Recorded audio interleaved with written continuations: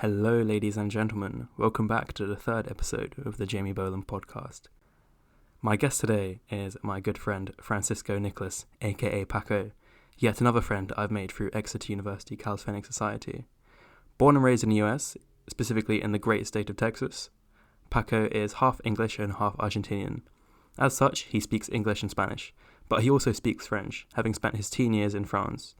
Paco loves climbing and hiking, playing the piano and Studio Ghibli films. He currently studies maths at the University of Exeter. Now, despite his already significant language prowess, we're here today to talk about another language that is near and dear to both our hearts, Japanese.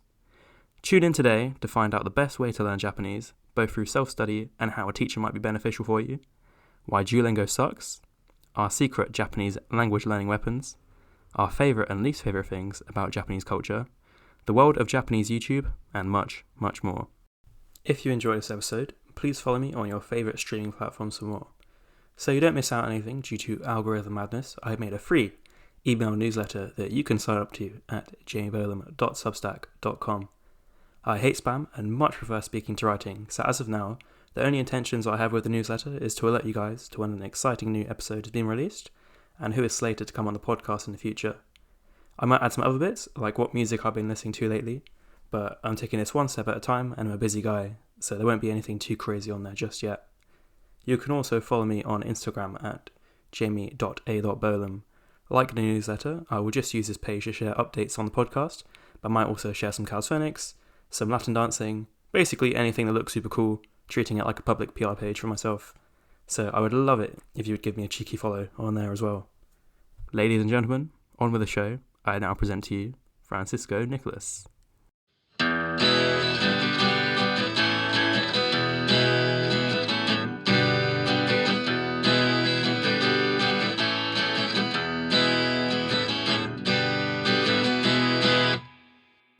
Hi, 皆さんこんにちは。こんにちは、パコです。パコです。ジェイミーです。よろしくお願いいたします。よろしくお願いします。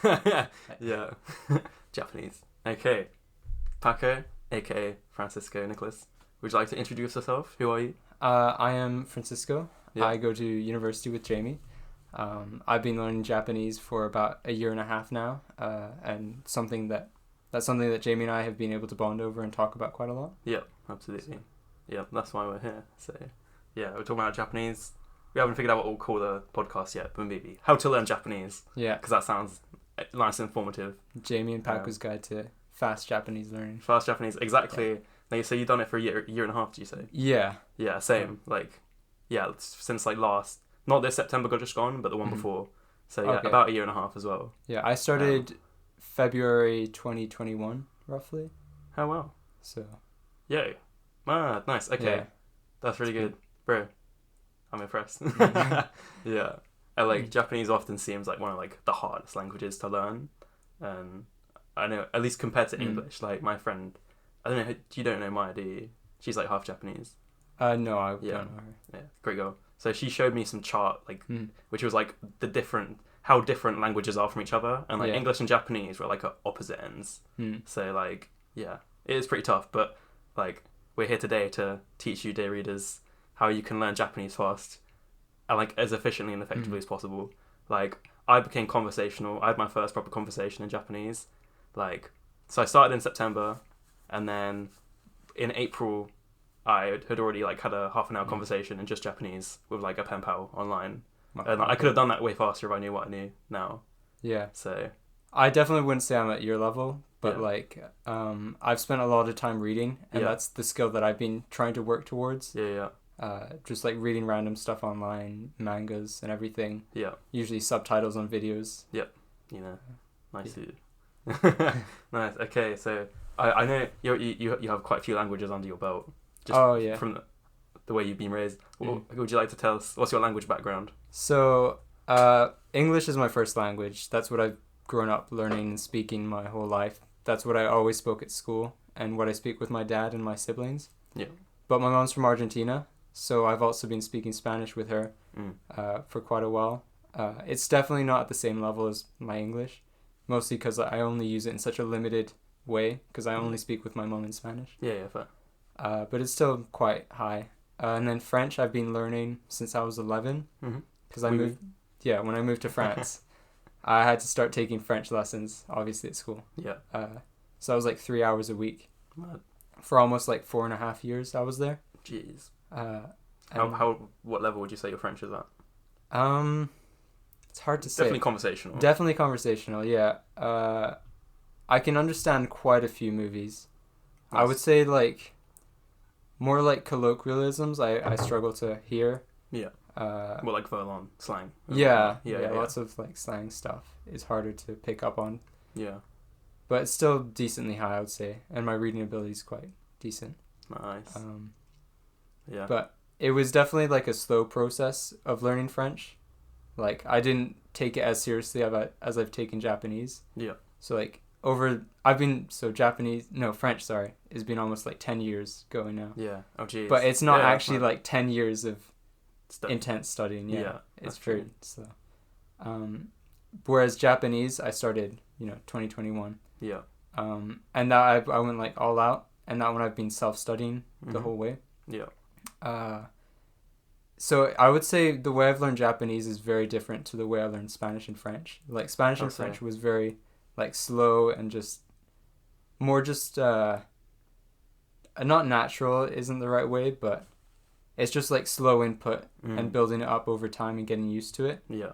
Whereas Japanese, I would actually like go out and like find grammar and everything. So like actively finding stuff actively rather than just going out. Learning what you've been given. Yeah. Yeah. Exactly. Nice. Yeah, I think we'll come back to that. I wanted to touch on, because you said like conversational, like I think there's a very big difference between like conversationality and like fluency. Yeah. Because like say I'm conversational in Japanese, I can have a chat about most generic stuff, as long as if it's not a specialist topic, like you know we can get by. I'm sure the same with you. It might be clunky. We might have clunky ways of going around, getting our point across, but we can make our point understood. Yeah, as long in as, some basic way. Yeah, just use a few words and then you'll get your point across. Eventually. Exactly. So like, for anyone who's trying to learn a language, I think your top goal should be to become conversational, because fluency is like years away. Yeah. Absolutely. Or like that's like a behemoth goal.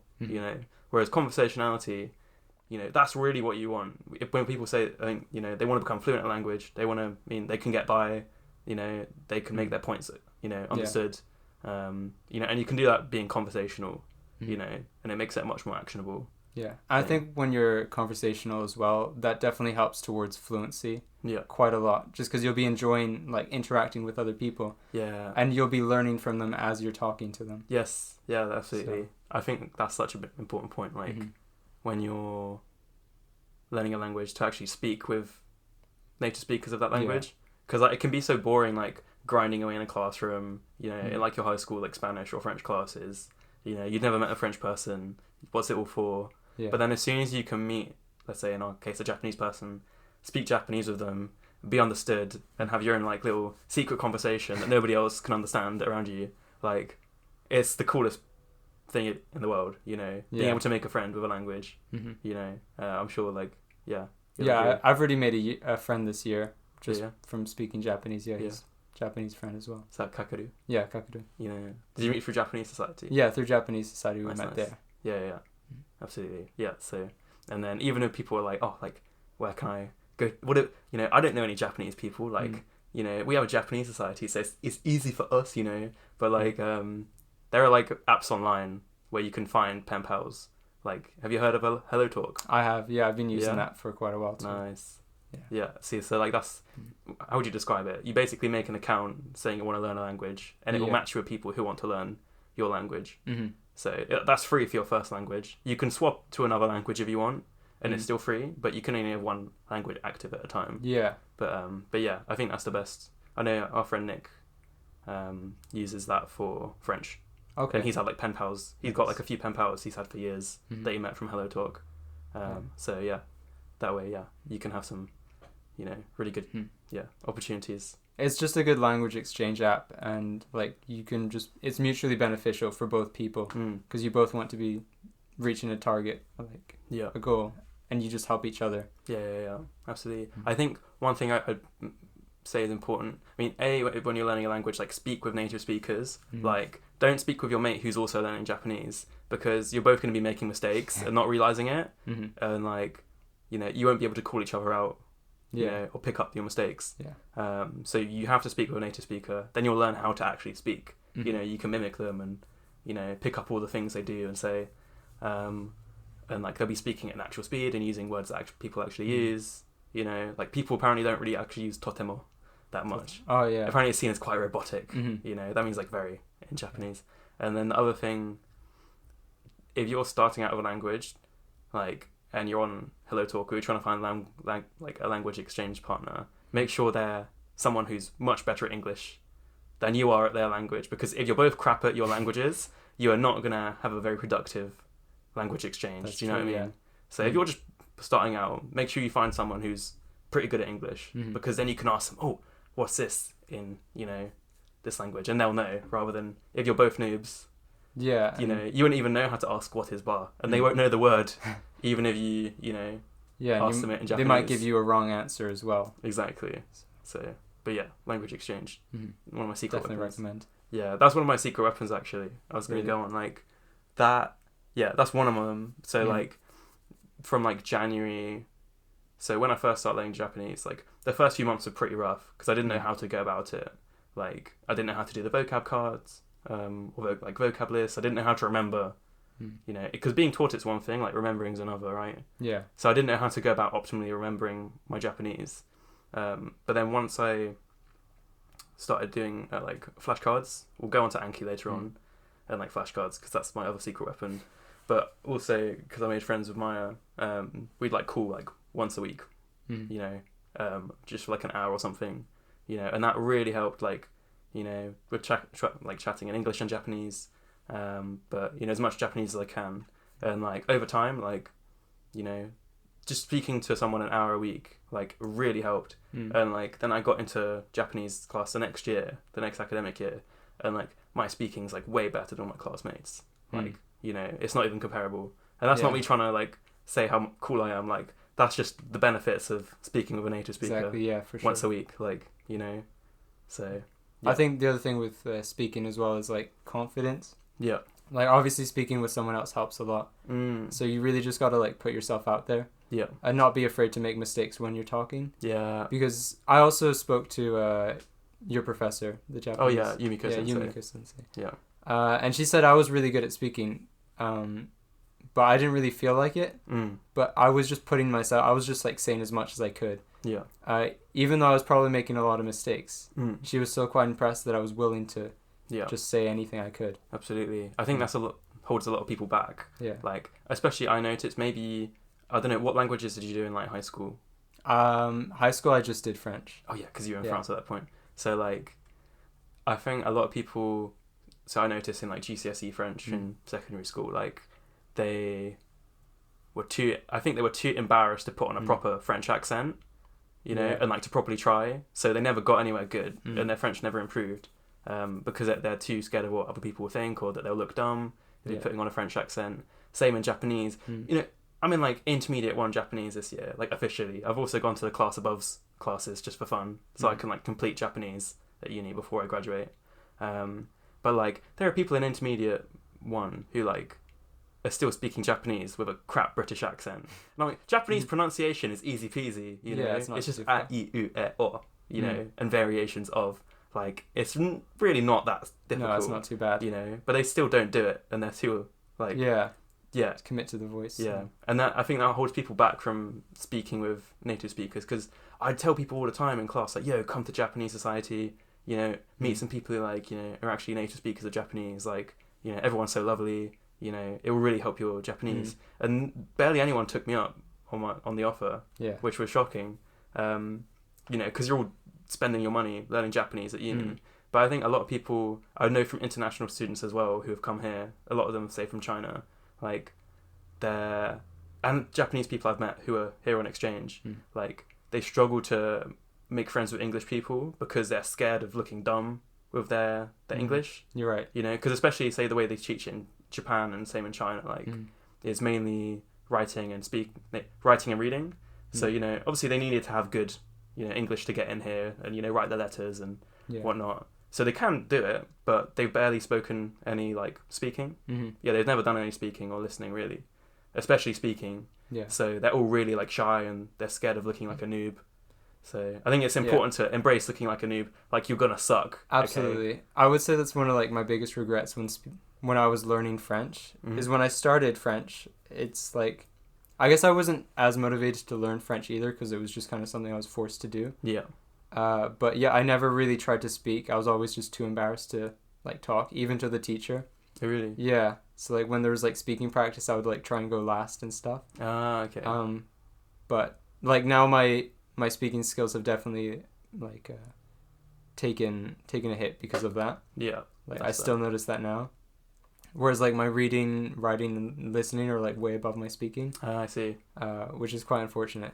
Yeah. I think I started realizing my mistake in like year 12 and year 13. Oh shit. Okay. Like that's when I started like actually taking full advantage of my teacher because she was also French as well. Oh, perfect. So she was like a French teacher teaching French. So yeah, the ideal way to learn a language. Yeah, you don't want like an English professor teaching French.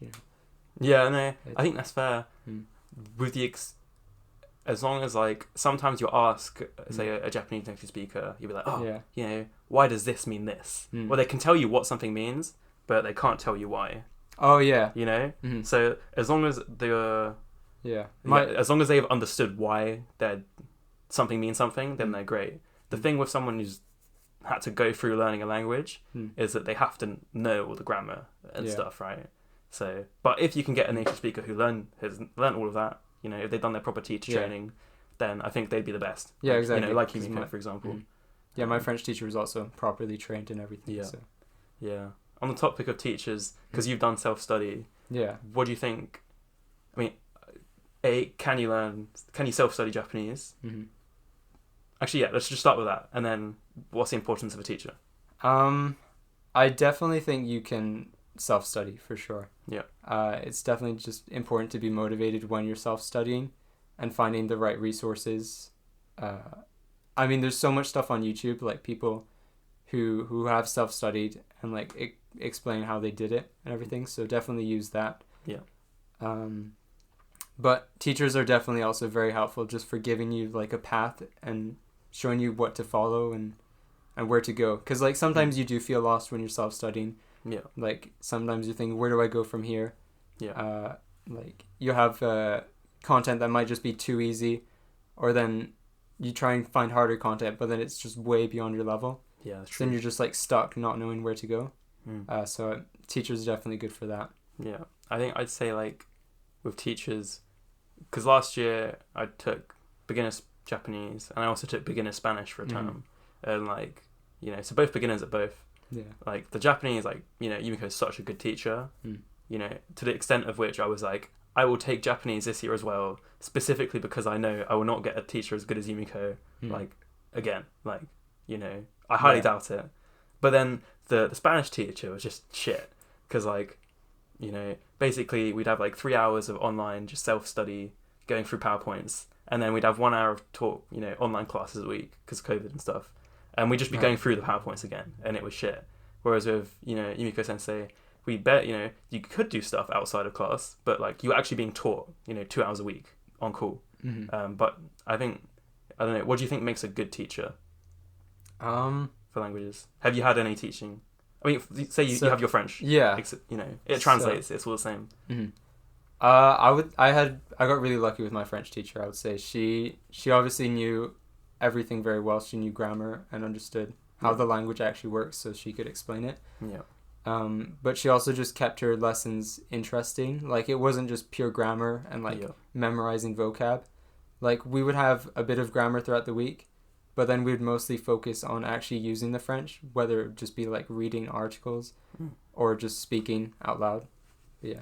Nice. I think just keeping the class interesting, obviously, and not just rote memorization on stuff. Yeah, because you can do that by yourself. You don't need a teacher for memorization. Exactly. Yeah. I guess a teacher's function is they're synthesizing all of the knowledge that's out there into a coherent form, and showing you what's good and actually worth doing. Yeah, and helping you whenever you have questions. Exactly. That's what I really liked about Yumiko is she made it super interesting in a sense of because we were following the Genki textbooks, which we'll come back to, because that's one of the main ways people can self-study. But so each lesson you do a new grammar thing from Genki. You have to like learn the vocab. We'll go for the vocab list once at the start of each like you know, like lesson chapter in the book, but you know, you need to like learn the vocab yourself. Yeah. But she'd always show, you know, some sort of interesting thing, whether that's like, you know, some cool cultural videos about Japan, or, you know, about tea, you know, how tea's made, or, Yeah. you know, whatever, you know, and then she'd be like, oh, you know, I've been watching this really good J-drama, you know, what's it called? Good Luck, you know, and then she's like, here's the intro song, which happens to be one of my favourite songs, you know, which we'll come back to as well, because City Pop slaps. Yeah. That's one of the ones I showed you earlier today. Yeah. And, you know, then she prints out the lyric videos for it, so you can, like, you know, break down the grammar of this intro song, you know, all this cool shit. She'll show you the Japanese weather, you know, or the weather news, which we'll also come back to. Like, yeah, it made it super interesting and exciting, but also, like, on a personality level, like, Yumiko Sensei's so, like, positive. Yeah. And, like, no matter what, because, like, you know, remember you're learning Japanese, like, it's a really hard language to go from English. Like, it's literally, like, the complete opposite, you know? So, like, anytime you did something, like, you know, you learn a new grammar, she's like, oh, this will really elevate your Japanese, you know, you sound more like a speaker, like, really well done, guys. Like, she's so, like, positive, like, very uplifting, you know, which, like, if you get a teacher that's just not energetic, you know, or that just doesn't put in the energy. Yeah, you're going know? to lose motivation. Exactly. Too. So, like, yeah, like, a teacher can be very motivating if they're really good, which I think is good. Yeah. You know, like, yeah, she'd always, like, you know, help pick you up. And, but, you know, she'd, like, you know, obviously also still correct you, you know, but she'd also add, you know, oh, I think there's a better way of saying this. Yeah. You know, here's some extra grammar, you know. It was always really good. But I would say my French teacher was kind of like that. Like, even if we just wanted to write some random essay on any kind of topic, we could just give it to her and she'd have it, like, corrected within a couple of days. Yeah. She'd come back to us with a ton of feedback. It was just really helpful. Yeah. I know, like, there was a guy I knew last year who was really into Japanese, and, like, he'd, like, you know, try and, like, translate Japanese songs.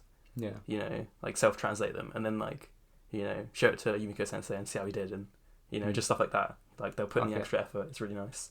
Yeah.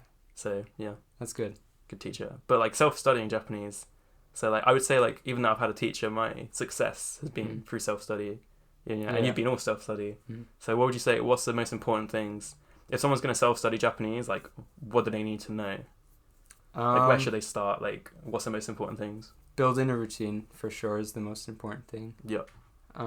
Well, okay, so when you first start, obviously you want to get down all the basics. In the case of Japanese, it's learning hiragana and katakana. Yep. Obviously, that's the main way to read the language. But once you've got, like, obviously all the basics, like a couple simple grammar structures. Yep. Just start building a routine, whether it's, like, learning a couple new words a day, reading something, like, for, 10 minutes a day, even that, just, like, a small thing every day. Building that up, having a routine just keeps you engaged all the time. Yeah. I think, doing it every day, I think, is really important. Like, yeah. Because it's so much better to do, like, 10 minutes a day than to do 60 minutes, like, once a week. Yeah. You know, like, so much better. Yeah. Even if you're not learning much, it's just good that you're being engaged with the language and having some kind of input every single day. Yeah. But also, even if you learn, let's say you learn, like, a word a day, that's still 365 words a year. Yeah. Well, I think you can and should learn much more than one word a day. Absolutely. Like, let's say 10 words a day or 20. You know, let's say the default setting on Anki is to show you 20 new cards a day. Yeah. You know, that's 10 on each side. So that's 10 new things, you know, every day for each deck that you have. So, you know, multiply that out by a year. That's like 3,600 things. Yeah, you'll learn per so much. deck, you know, which is doable. Like, you know, so one of the, actually, no, we'll start. Have you used Genki? How have you, like, learned? Yeah, so I used Genki to start with originally. I actually checked the university's website because all the content gets uploaded to the website anyways. So I went from week 1 following the university's course. Oh, nice. Perfect. Mostly just going through Genki and using, like, worksheets that she had. Yeah. That's fair. So Genki, for anyone, I mean, hopefully, if you are interested in learning Japanese, like, you need to know what, Genki isn't the word, means, you know, what healthy and fine and good.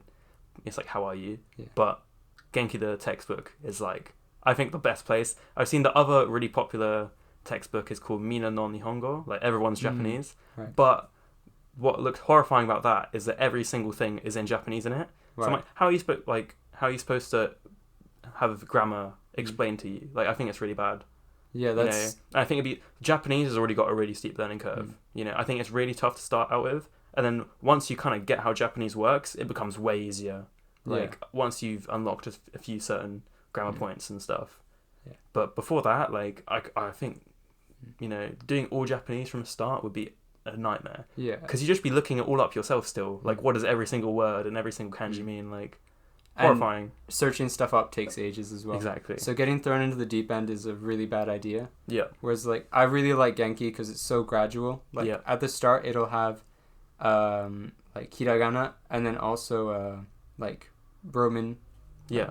Your regular alphabet, so you can actually know the pronunciation of the characters. Exactly. And then slowly throughout the chapters, they'll get rid of, That's like, true. the alphabet. Yes. And so you'll just be with Japanese, and then they introduce kanji. Yeah. So it's very gradual and Absolutely. very natural, I think. Yeah, I know. I really like it. And I think one thing I did was like download like an Anki flashcard deck. We'll probably cover Anki like later on, I promise. But like I just downloaded a flashcard deck that had all the vocab from Genki 1 and 2, and like I got through it. Like I finished the whole flashcard deck. It was like 2,000 and something cards in like a couple months, and just having a wide basis of vocabulary I think is really good. I'd say I have like this model in my head of learning a language where it's like you have let's say on your x-axis or your y-axis you have, so on one you have vocabulary and on one you have grammar. I think at the start you need to be learning a bit of vocab and a bit of grammar that like alongside each other, and then once you've basically gotten to a point where you've gotten all of your foundational grammar structures, so you can say, have you ever done blah, which comes up a lot in questions with, if you're talking with someone, how do I, say I like blah, where is blah, this, that, like whatever, all those foundational grammar structures. Then once you've got that and you can kind of clunkily make your point, understood, then I like blasted vocabulary, and then you've got such a wide vocabulary that even though you can clunkily explain things in grammar, you can have conversations about a lot of things because you're using the same grammar structures over and over. Right. Does that make sense? Yeah. Yeah. I think so. That means then I had a bit to catch up on grammar, but in terms of achieving conversationality, like it really like helped. Yeah. Vocab's really important for conversations. Yeah. Because even if you don't have the right grammar, you can just still say the words that and eventually they'll get figure exactly out what you're trying to say. Whereas say if you know 100 words, but the most beautiful grammar in the world, there's only so many things you can say still. Do you know what I mean? Yeah, exactly. Whereas it's not true the converse way around. So, yeah. I think so. Nice of you. What other keys have we got? Self-learning. Any other things about self-learning? Definitely find people who have also been self-learning and just watch their videos, because it just feels motivating to know that they got through it on their own. Yes, very true. Yeah, just seeing other people's success makes you feel better about like getting through everything. Like if they can do it, so can you. Yeah, exactly. Yeah, absolutely. Because it is doable. Like, yeah. Also with this thing of like doing things every day, like it just sticks in your head more. And reviewing things every day, like it's just better and better. Do you know what I mean? Yeah. Because otherwise you'll forget it if you're only studying something once a week. Yeah. And well, when you're like reviewing flashcards and stuff, like you'll learn new words every day. But I think like my favorite thing is when I learn a new word on like a flashcard or something. Yeah. And then I go like read some material, and then that word just happens to appear on what I'm reading. Yeah. And it just feels so like great when like you don't need to search it up in the dictionary. Yeah. And you've just like understood it while you're reading it. Absolutely. Yeah, absolutely. It was very satisfying. Yeah. I guess now, if we're talking about self-study, now is the proper time to finally cover Anki. Okay. Do you use Anki? I do. I started using Anki quite early on, I would say. Nice. So we should explain first, Anki is just a flashcard app. Like, that's literally all it is. So you can make your own flashcards. I think it's free on everything but the iPhone store. Yeah. In which it's like 20 quid. But even then, even if you do have an iPhone and you're like, oh, 20 quid sounds quite a lot. Like, you're learning Japanese. Like, is 20 quid to literally, like, this is the best way to learn and remember vocab Yeah. and grammar. And it's not even just for Japanese. Like it's literally just a flashcard app. You can put whatever you want in your flashcards. Yeah. It is worth the £20. It's absolutely worth the investment. Like, you know, you've probably spent 30 quid plus on a textbook, maybe, unless you've acquired it through other means. I haven't. I've paid for mine lawfully. But yeah, it's worth it. But yeah, sorry, what were you gonna say? I think so. Yeah, because not only did I use it for Japanese, but like I've been using it for maths, which is my degree. Yeah. At the moment. So when an exam's coming up, I'll start like adding a bunch of definitions on there. Yeah, that's really good. So. Yeah, I've just used mine for like languages, but originally like 2-3 years ago, I did use Anki as well for biology, and I think it worked to an extent. Just trying to learn things, but I think it's just really good for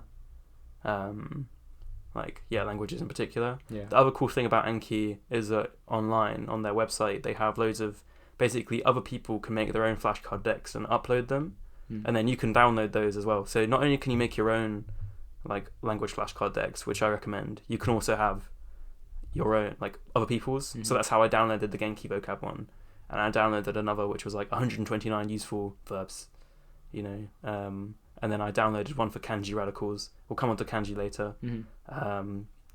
But I think it's really good. And the cool thing about, because when I did Spanish last year, you know, when I tried learning Polish in the past and whatnot, I made flashcards in person, but the reason they suck, I mean, you have to physically write them out, and that's effort. They take up physical space. You have to carry them around, and you have to remember which ones you need to do and when, and it becomes very inefficient. But what Anki or, you know, other flashcard apps might do, but I recommend Anki because it's spaced repetition. So if you get a card right, you know, you can rank how easily you get it done. So it's like good, easy, like whatever. And then the more times you get it shown to you correctly, the less frequently it shows it to you. And if you ever get it wrong, it will show it to you more frequently again. So that means it's only showing you something as many times as you need to for it to sink in. It will show it to you just before you're about to forget it, you know, which makes it like as strong in your mind as possible. Yeah, and it saves so much time because you're not spending time learning things that you already know really well. Exactly. Like Anki will just show you what you need to, you know, which flashcards need reviewing. Yeah. And it's all in your phone, you know, so you don't have to carry around loads of flashcards. Like in lockdown and stuff, like I got rid of Instagram, and instead when I was just on the toilet, I would just do my Anki flashcards. So I've literally learned half my Japanese on the toilet. Like, you know, I'm not even joking. So it works. Yeah, you know? it's really useful to have it on your phone as well, because while you're traveling, you really don't have an excuse for not practicing a bit. Exactly. While you're on the go. Absolutely. But yeah, how do you structure your flashcards on Anki? Like, what do you put on each side? So I've basically only used like pre-downloaded ones mostly, Oh, nice. or pre-made ones by other people. I used like a 2,000 most common words one with nice. like audio and example sentences. Yeah. So that one would only show you Japanese on one side, and then you'd have to flip it over to see English. Yeah. And then I've been using a kanji one, which has got like the 2,000 most commonly used kanji. Nice. That one also shows just the kanji. It's got like 4 different fonts as well. Oh yeah. So you can see how it's written differently sometimes. Yeah. And then on the other side, it's got the meaning of the kanji. Yeah, fair. Does it have the hiragana as well, or no? No, it doesn't have readings. It's just the meaning of the words. See, I think originally I tried that with my own kanji deck, Yeah. but then I was like, I know what this kanji means, and I know what it means in English, but I still don't know how to say it. So the way I've made my own kanji deck is on one side I have the kanji, because I've got a specific kanji deck, and I've got a specific general Japanese one. So my general Japanese one, I'll have words and vocab and grammar. Like I'll have a grammar rule, so say how does this grammar work? And on the other side I'll say, you know, it works like this. Then I'll have example sentences, you know, of it in action. And on any of my Japanese, in my general Japanese deck I've got that I've made myself, I've got the Japanese on one side, so all the Japanese. So if there's any kanji in the like sentence that I've written in, then cool. And then afterwards I'll put in brackets the whole thing in hiragana if I need it, if I don't know the kanji or I'm not confident on it. But then, and on the other side, I've just got English. But my kanji deck, I've got the kanji on one side, and then the English and the hiragana on the other. Okay. Because that way, like, you're learning, you know, it doesn't affect, you know, how much you learn the kanji. Yeah. Because then you can just properly learn the sound as well. Because otherwise it's not as functional, you know. Are you learning kanji words, though? Because... Yeah, so it's not just individual kanji. There's what I've done is at the back of Genki, there's a kanji section for each like chapter. Right. So I've gone through them, and it will show you, let's say, the kanji for the sun, really simply.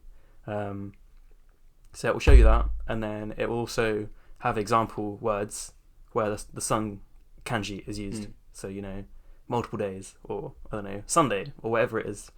So it will show you words, you know, with that kanji in use. So I'll put them all in. So I've almost finished Genki 2, uploading all of that into my kanji deck. Right, nice. But I think that having both those decks works optimally, in my opinion. Yeah. I haven't really tried that method. Well, maybe we'll go over how we learn kanji later. But yeah, absolutely. Yeah, I mostly just focused on learning the meaning using Anki. Yeah, absolutely. Nice. Is there anything else about Anki we like? I guess if you do want to make your own cards, there are also like pre-structured like card layouts that you can download from online. Yeah. Because you do actually need to know a bit of coding if you want to like restructure how the card looks and everything. Oh, okay. See, I just used the basic one side for each. Oh, okay. But you can put in audio and stuff as well, or pictures. And pictures, exactly. Yeah. But I mean, I do it on my laptop as well, and you can just put in a picture, I think. Yeah, you just drag it in. on. Easy peasy. I did that for like a coral reef. Actually, that's the one biology deck I still have, is a coral reef fish ID one. Yeah. When I was going to the Bahamas last year on a field trip. But so it works for other things as well, but nice. Languages is supreme. But yeah, actually, speaking of like the other way, I think a lot of people try and learn a language is through Duolingo. Oh, but, you're man, fuck Duolingo. Yeah, I don't honestly, like Duolingo. Don't waste your time with that. It's a waste of time. Like, It is. why do you not like Duolingo? Also, I'm locking my door tonight and closing the curtains in case the owl comes after me. Yeah, he'll come. But he's coming for both of us. Yeah, We're just dissing it. Yeah. I don't know. I have tried it. I tried it for almost over a year, and like the amount of stuff that I was learning just didn't feel like a lot. Like none of it felt like it was sticking. When like audio came up, like I would kind of understand what they were saying, but I never felt like I could. It was helping me understand TV shows or anything like that. No. Yeah. So. I think it just sucks. I think what I don't like about Duolingo is that it will show you text and it will show you audio, you know, and words and stuff, but it never gets you to actually create like your own things. It will never get you to speak anything or to actually properly write things out. Like it will have a broken down sentence and you need to reword it into the proper things, you know. But what's good about a flashcard like Anki or any flashcard is that on one, like it will have the Japanese on one side and it will say, what is this? You don't have any cues, right? You have to physically create, you know. Also, when you're doing a flashcards, make sure you're speaking everything out loud as well. Yeah. You know. But yeah, I think being forced to create in a language, like, because you can listen to a language and it will get you to, you know, identify words, you know, and recognize them when you encounter them, you know, perhaps through listening, but definitely if you're reading. But unless you're being forced to actually speak and like, you know, and write as well, like you can't actually ever master a word or a grammar structure or like a language, you know. I think also when you're creating, like things just stick in your head better. Yeah. And it's so much easier to memorize, and that also helps with listening or reading. Yeah, exactly. 'Cause, like you'll pick out those words more easily. Exactly. And that's why it's so good speaking of like native speakers and having conversations, because it's a conversation. Like not only are you being forced to actively listen, because in a show or something, you know, you can rewind, you know, if you're watching the news or whatever, you can rewind, you know, so you're kind of passively listening. But in a conversation, you have to be fully present. You're actively listening because you're engaged in a conversation. So, and then you actually have to create and think of how you're going to respond back. Yeah. So it's the best practice that you can ever get, you know. But Duolingo, yeah. And also, like, it will show you things like, you know, you'll have your set topics and stuff, but how do you know they're what actually are functional? Like, I like the way you use high frequency, like the most common 2,000 words. Yeah. Because I think that's the best way to, like, know what to do.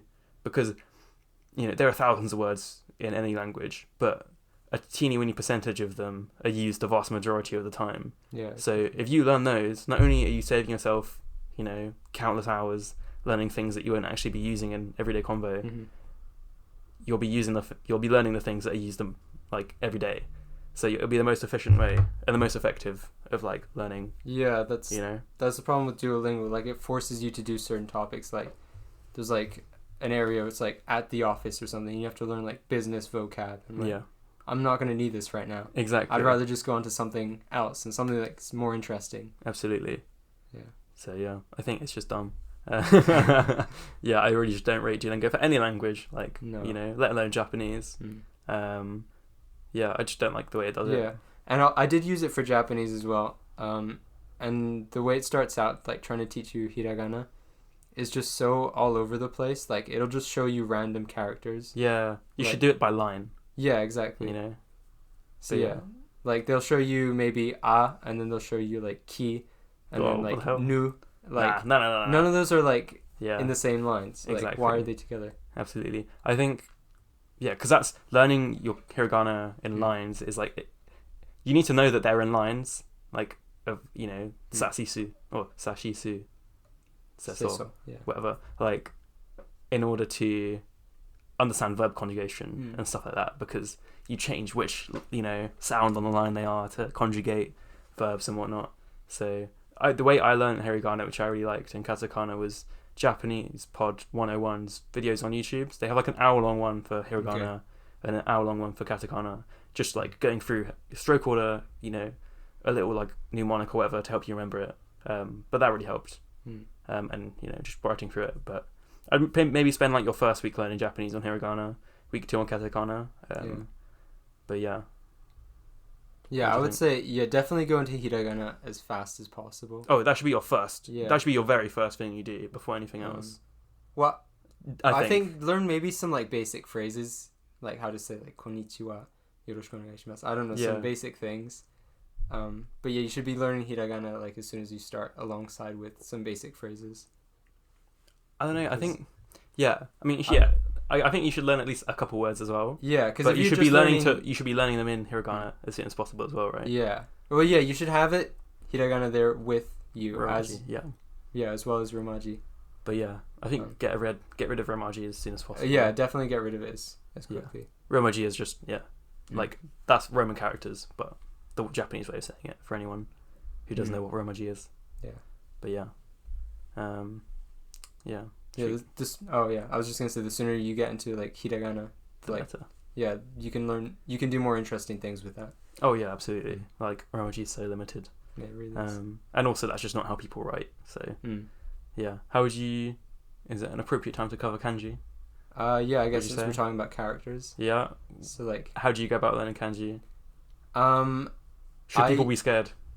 I don't think so. No, I don't think it's scary at all. It definitely takes time. That's the thing. But I did it using remembering the kanji method. I can't remember the guy's name who wrote it. Is it Heisig something? Yeah, Heisig's method or something to learning kanji.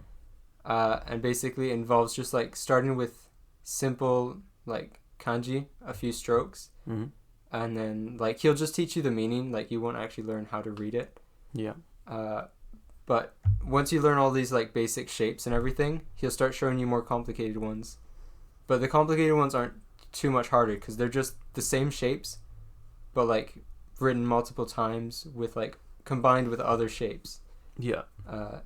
So like you'll quickly pick up on patterns. And the thing with like Heisig's method is, so like when you're trying to remember them, you have to create a story. That relates to the kanji. Whether it be like the shape of the kanji, or if it's composed of multiple like smaller kanji, you can like create a story relating all the pieces together. Yeah, I'll sometimes do that if I've got a kanji with multiple sections. Yeah, you know, to try and remember it. Like, but yeah, I think, how did I learn kanji? So I had a background. I did GCSE Mandarin, which is, you know, kanji is just Chinese characters for anyone who doesn't know. So that's part of the Japanese writing system.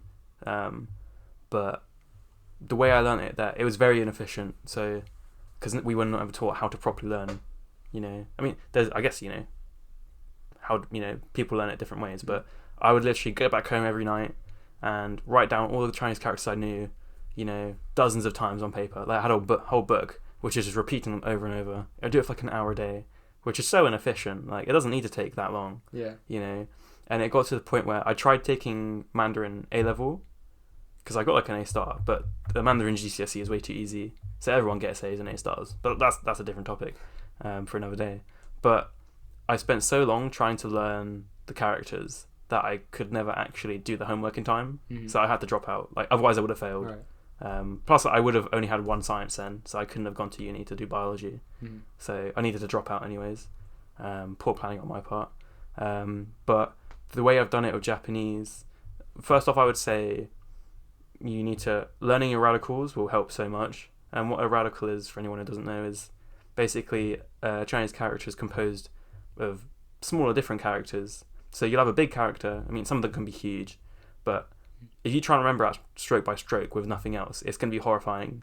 But when you understand that it's basically composed of smaller characters, which show up all the time in other ones, like, it makes it so much easier. Because then suddenly, an 18-stroke kanji becomes something with, 2 or 3 radicals, Yeah. They're basically the building blocks. So for example, the sun or the moon show up all the time, or a person radical.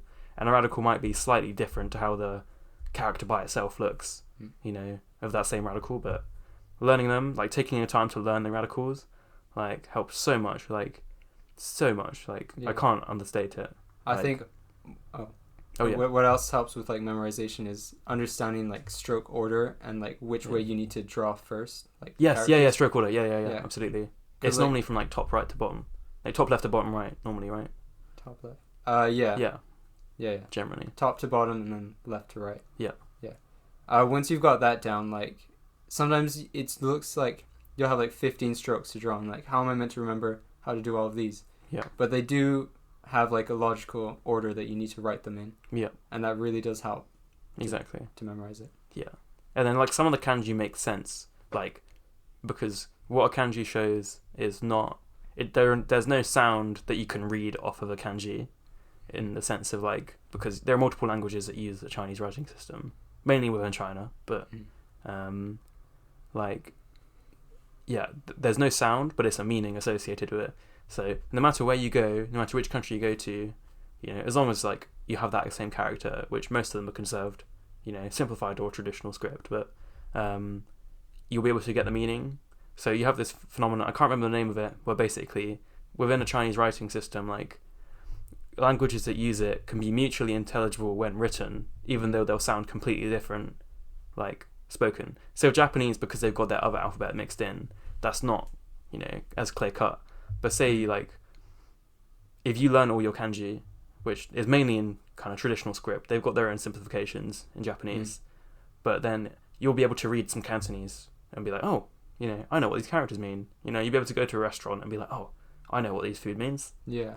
I've noticed even though you don't speak any Cantonese. Yeah. I've noticed that when I go to restaurant, like Chinese restaurants, and I look at the menu, they'll have a Chinese side as well. Yeah. And I can definitely like pick out a lot of the kanji and understand what it means. Yeah. So added bonus.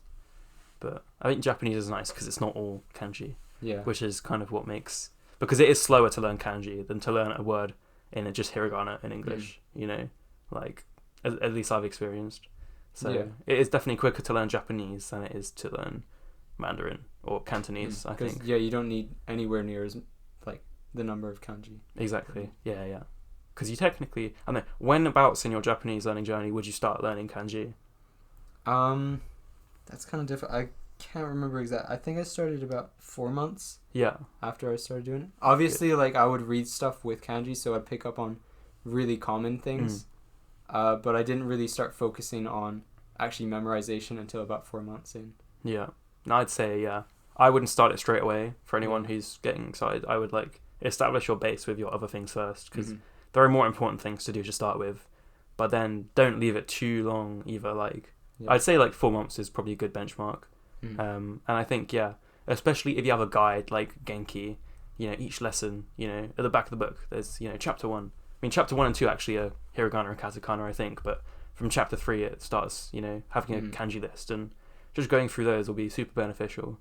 But yeah, going on from that, something I forgot to say earlier, like the benefit of, like, say if you're self-studying Japanese, I mean, I think Genki is a really good guide of telling you what you should learn, because everything I've learned in Genki, every single thing has been functional. Yeah. Like, there hasn't been a thing that I've never used this, ever. All the vocab is functional. It comes up all the time in conversation.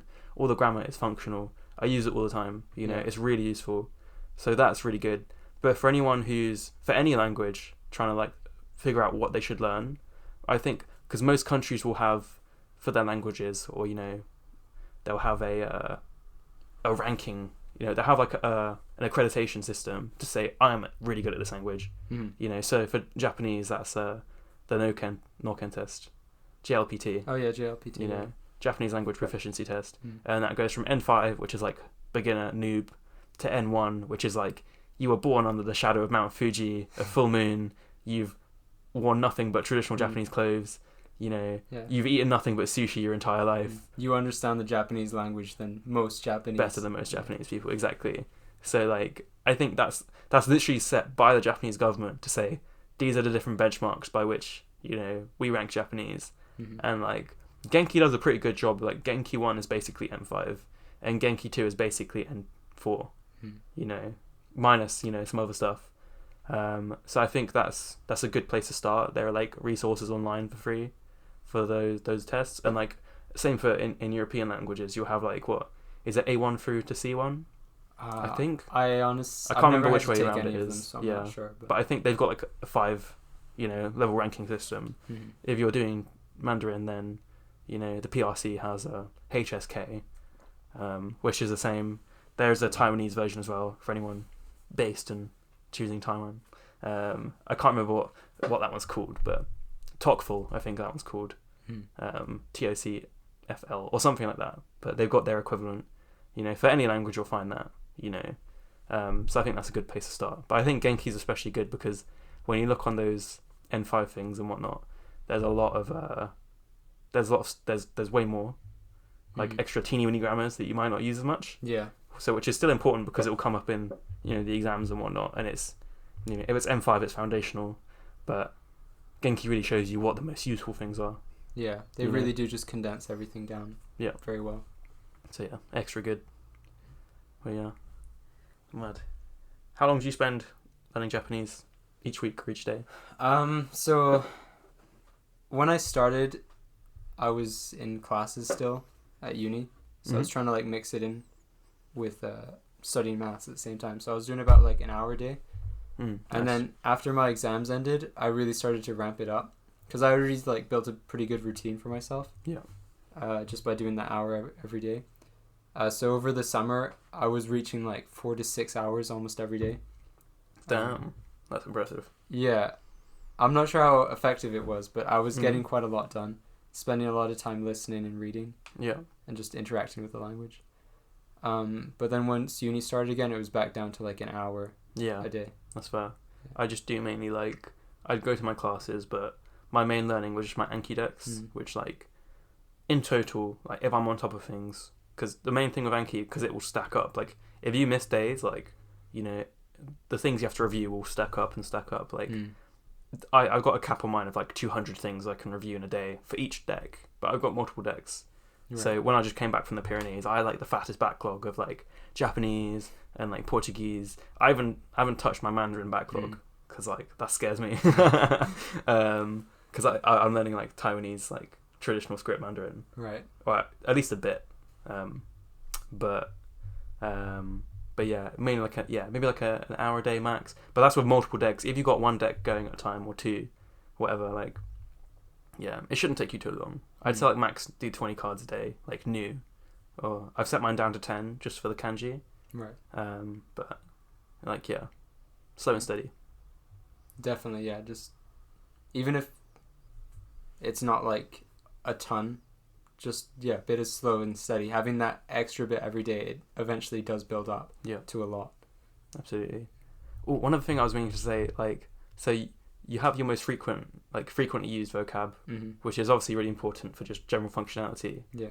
One other thing I found, partially inspired through just watching anime, but like if you've got any topics that you're really interested in, say for you it might be climbing, right? Like learning all the climbing related vocab, because that's something you do, that's part of your life. Like learning all that climbing related vocab can be really useful. So for me, I was watching Eurocamp. Have you seen Eurocamp? No, I haven't. It's basically like, I mean, it's got a cult following. It's super popular in Japan. It's fucking everywhere.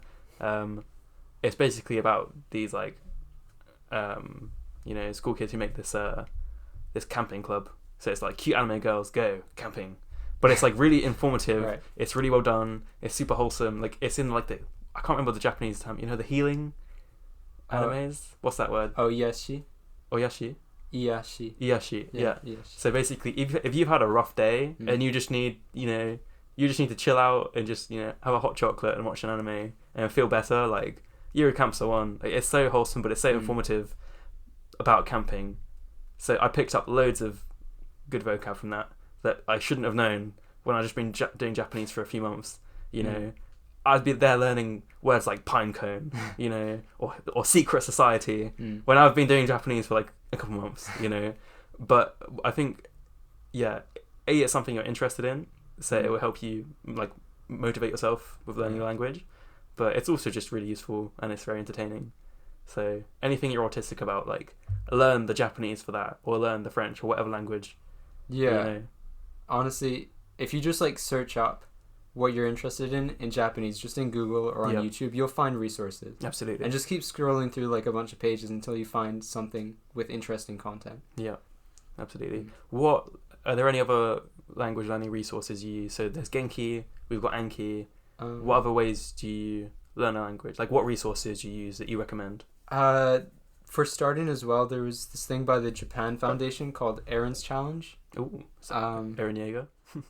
No, this is Aaron with an I, so Erin, okay. Yeah, woman. Yeah. But it's basically just about an exchange student going to Japan. Yeah. And she's just learning Japanese, so like they put you in her situation, and each time there's like a skit for each lesson, and she has to like use a new grammar construct. Oh, okay. And so they'll show you her using it, and then they'll explain the vocab or the grammar. Yeah. And throw in some vocab in there as well while you're learning the grammar. I'll check that out. That sounds really good. It's pretty helpful. I think it might be a bit below your level at this point. Oh, okay. It's very much like beginner stuff. Okay. Fair. It's all in Japanese, but there are English subtitles. Oh, okay. So Soccer. yeah, exactly. So it's definitely worth watching with English subtitles, and then you're also getting that Japanese audio input as well. Yeah, fair enough. And it's definitely worth rewatching several times. So you watch it in English first, with English subtitles, and then you can switch over to Japanese subtitles if you're feeling confident. Oh, awesome. Nice. Yeah. Nice, I'll check that out. Very helpful. Yeah, that sounds sick.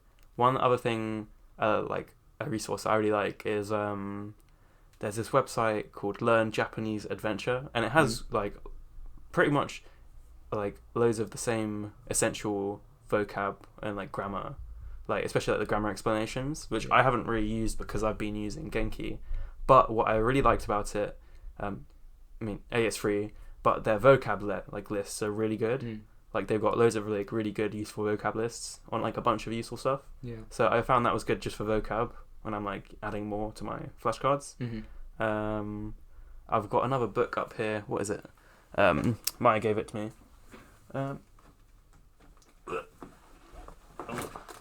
Crisis averted. A basic dictionary of basic Japanese sentence patterns.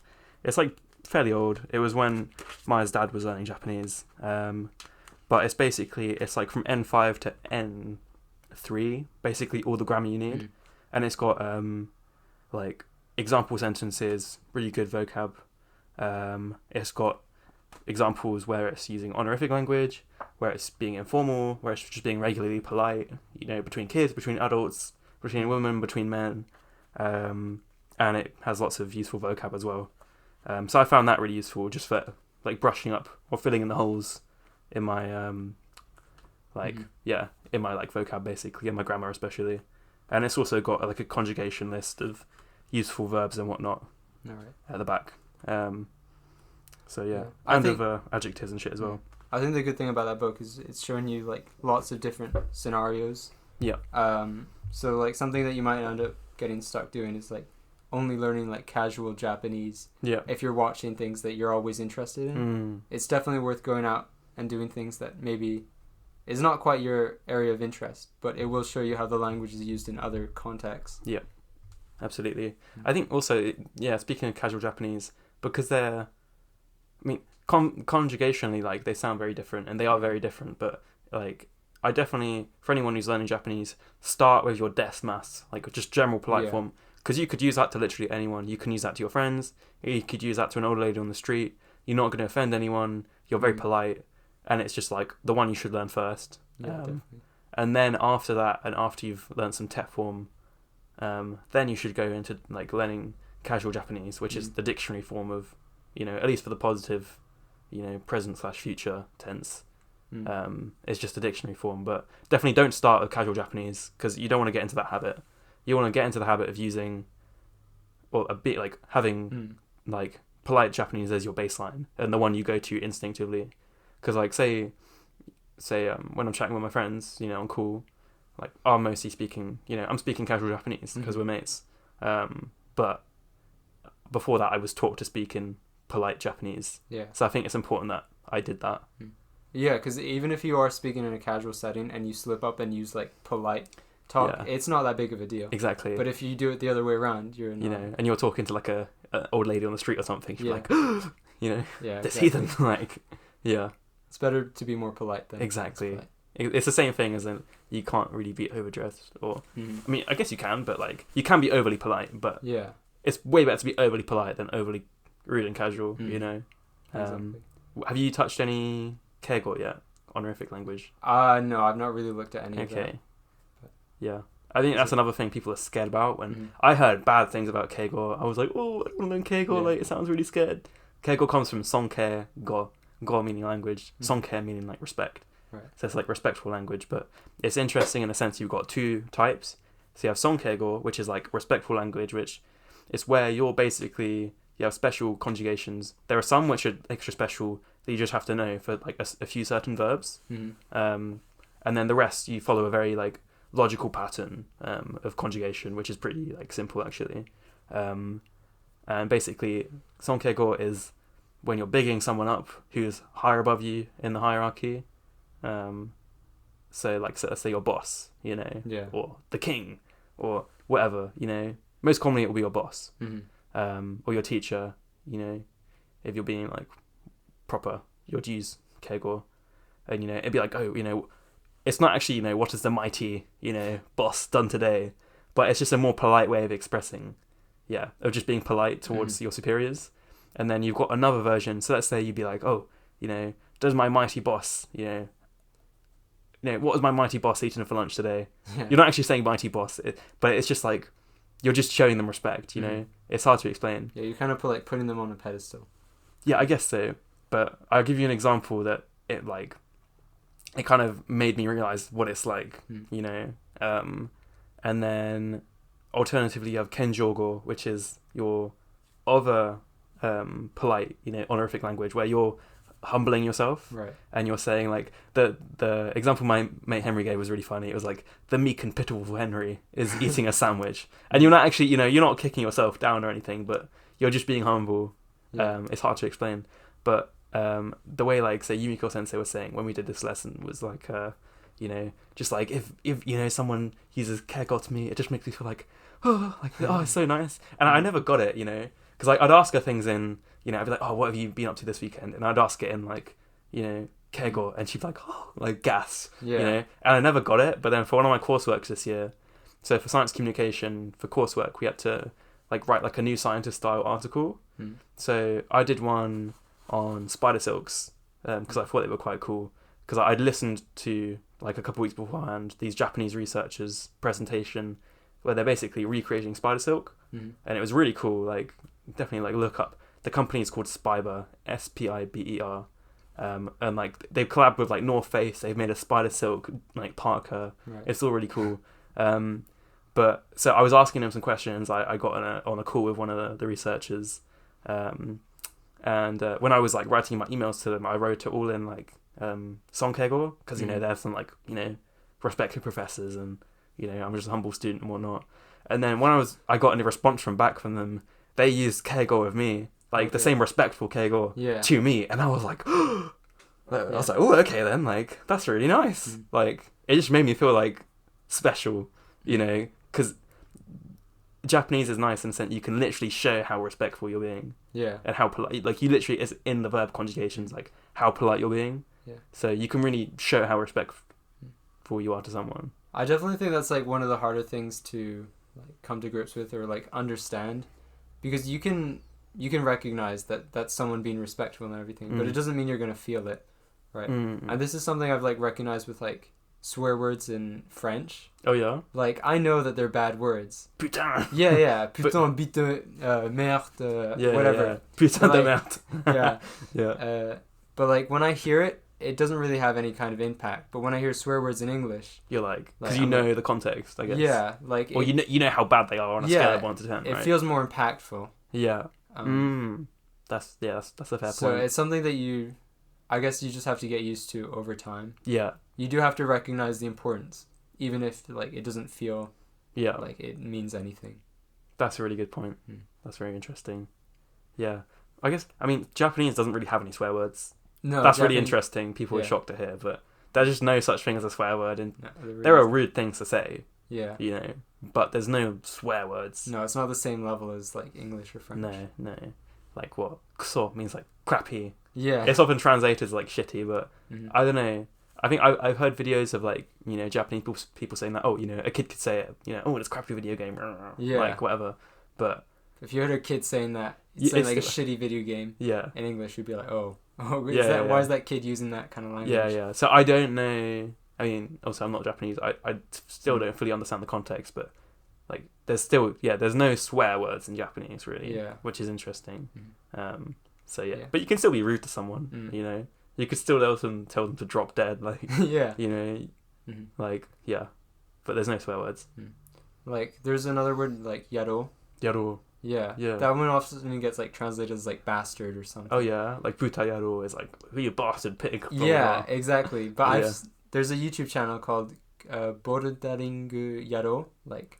Oh, bouldering guy. Yeah, he bouldering translates bastard. Yeah. He just bouldering guy is how he translates it. Oh, okay. So is it just more casual then? Yeah, I think so. So I think obviously in the context that you use it can be kind of rude. But it's not this. I wouldn't say it's the same level as calling someone like a bastard or a whoreson. Yeah, that's fair. I did have a list of other casual stuff, and like, you know, you have lots of slang in Japanese and stuff, but yeah, no swear words. Do you know any Japanese slang? I know like some texting slang. Yeah. Like sometimes they'll use like grass. They're the kanji for grass. To mean lol. Yeah. Lol. That's kusa. Yeah, kusa. Yeah. Not to be confused with kuso. What's kuso? Kusa also can mean, kusai means stinky. Oh yeah. Kusai. So I think older people kuso can be like, oh, if you say kusa, it can mean lol for a younger person, but to someone older, it just means like smelly. Yeah. But I think that comes from like, there's onomatopoeia, because Japanese people love onomatopoeia. There are hundreds of onomatopoeic words, right, for like literally everything. You know, doki doki being the most popular one. Yeah. You know, as your heart's like beating if you're talking to your crush. Yeah. You know, doki doki. But like kusu kusu is like onomatopoeia for like giggling. And then they were like, oh, that's kind of like kusa. So then they started using that. But also the alternative origin for that slang is like people will put W. Like they'll spam. If you ever see someone in a chat spamming W, like that, they're Japanese and they're saying lol, because to laugh in Japanese is warau, and that obviously begins with W. So and then they were like, oh, all the W's together look like grass, hence kusa. Yeah. But yeah, fun fact. And another one that I learned was just the character D. D. Oh, okay. D. What does that mean?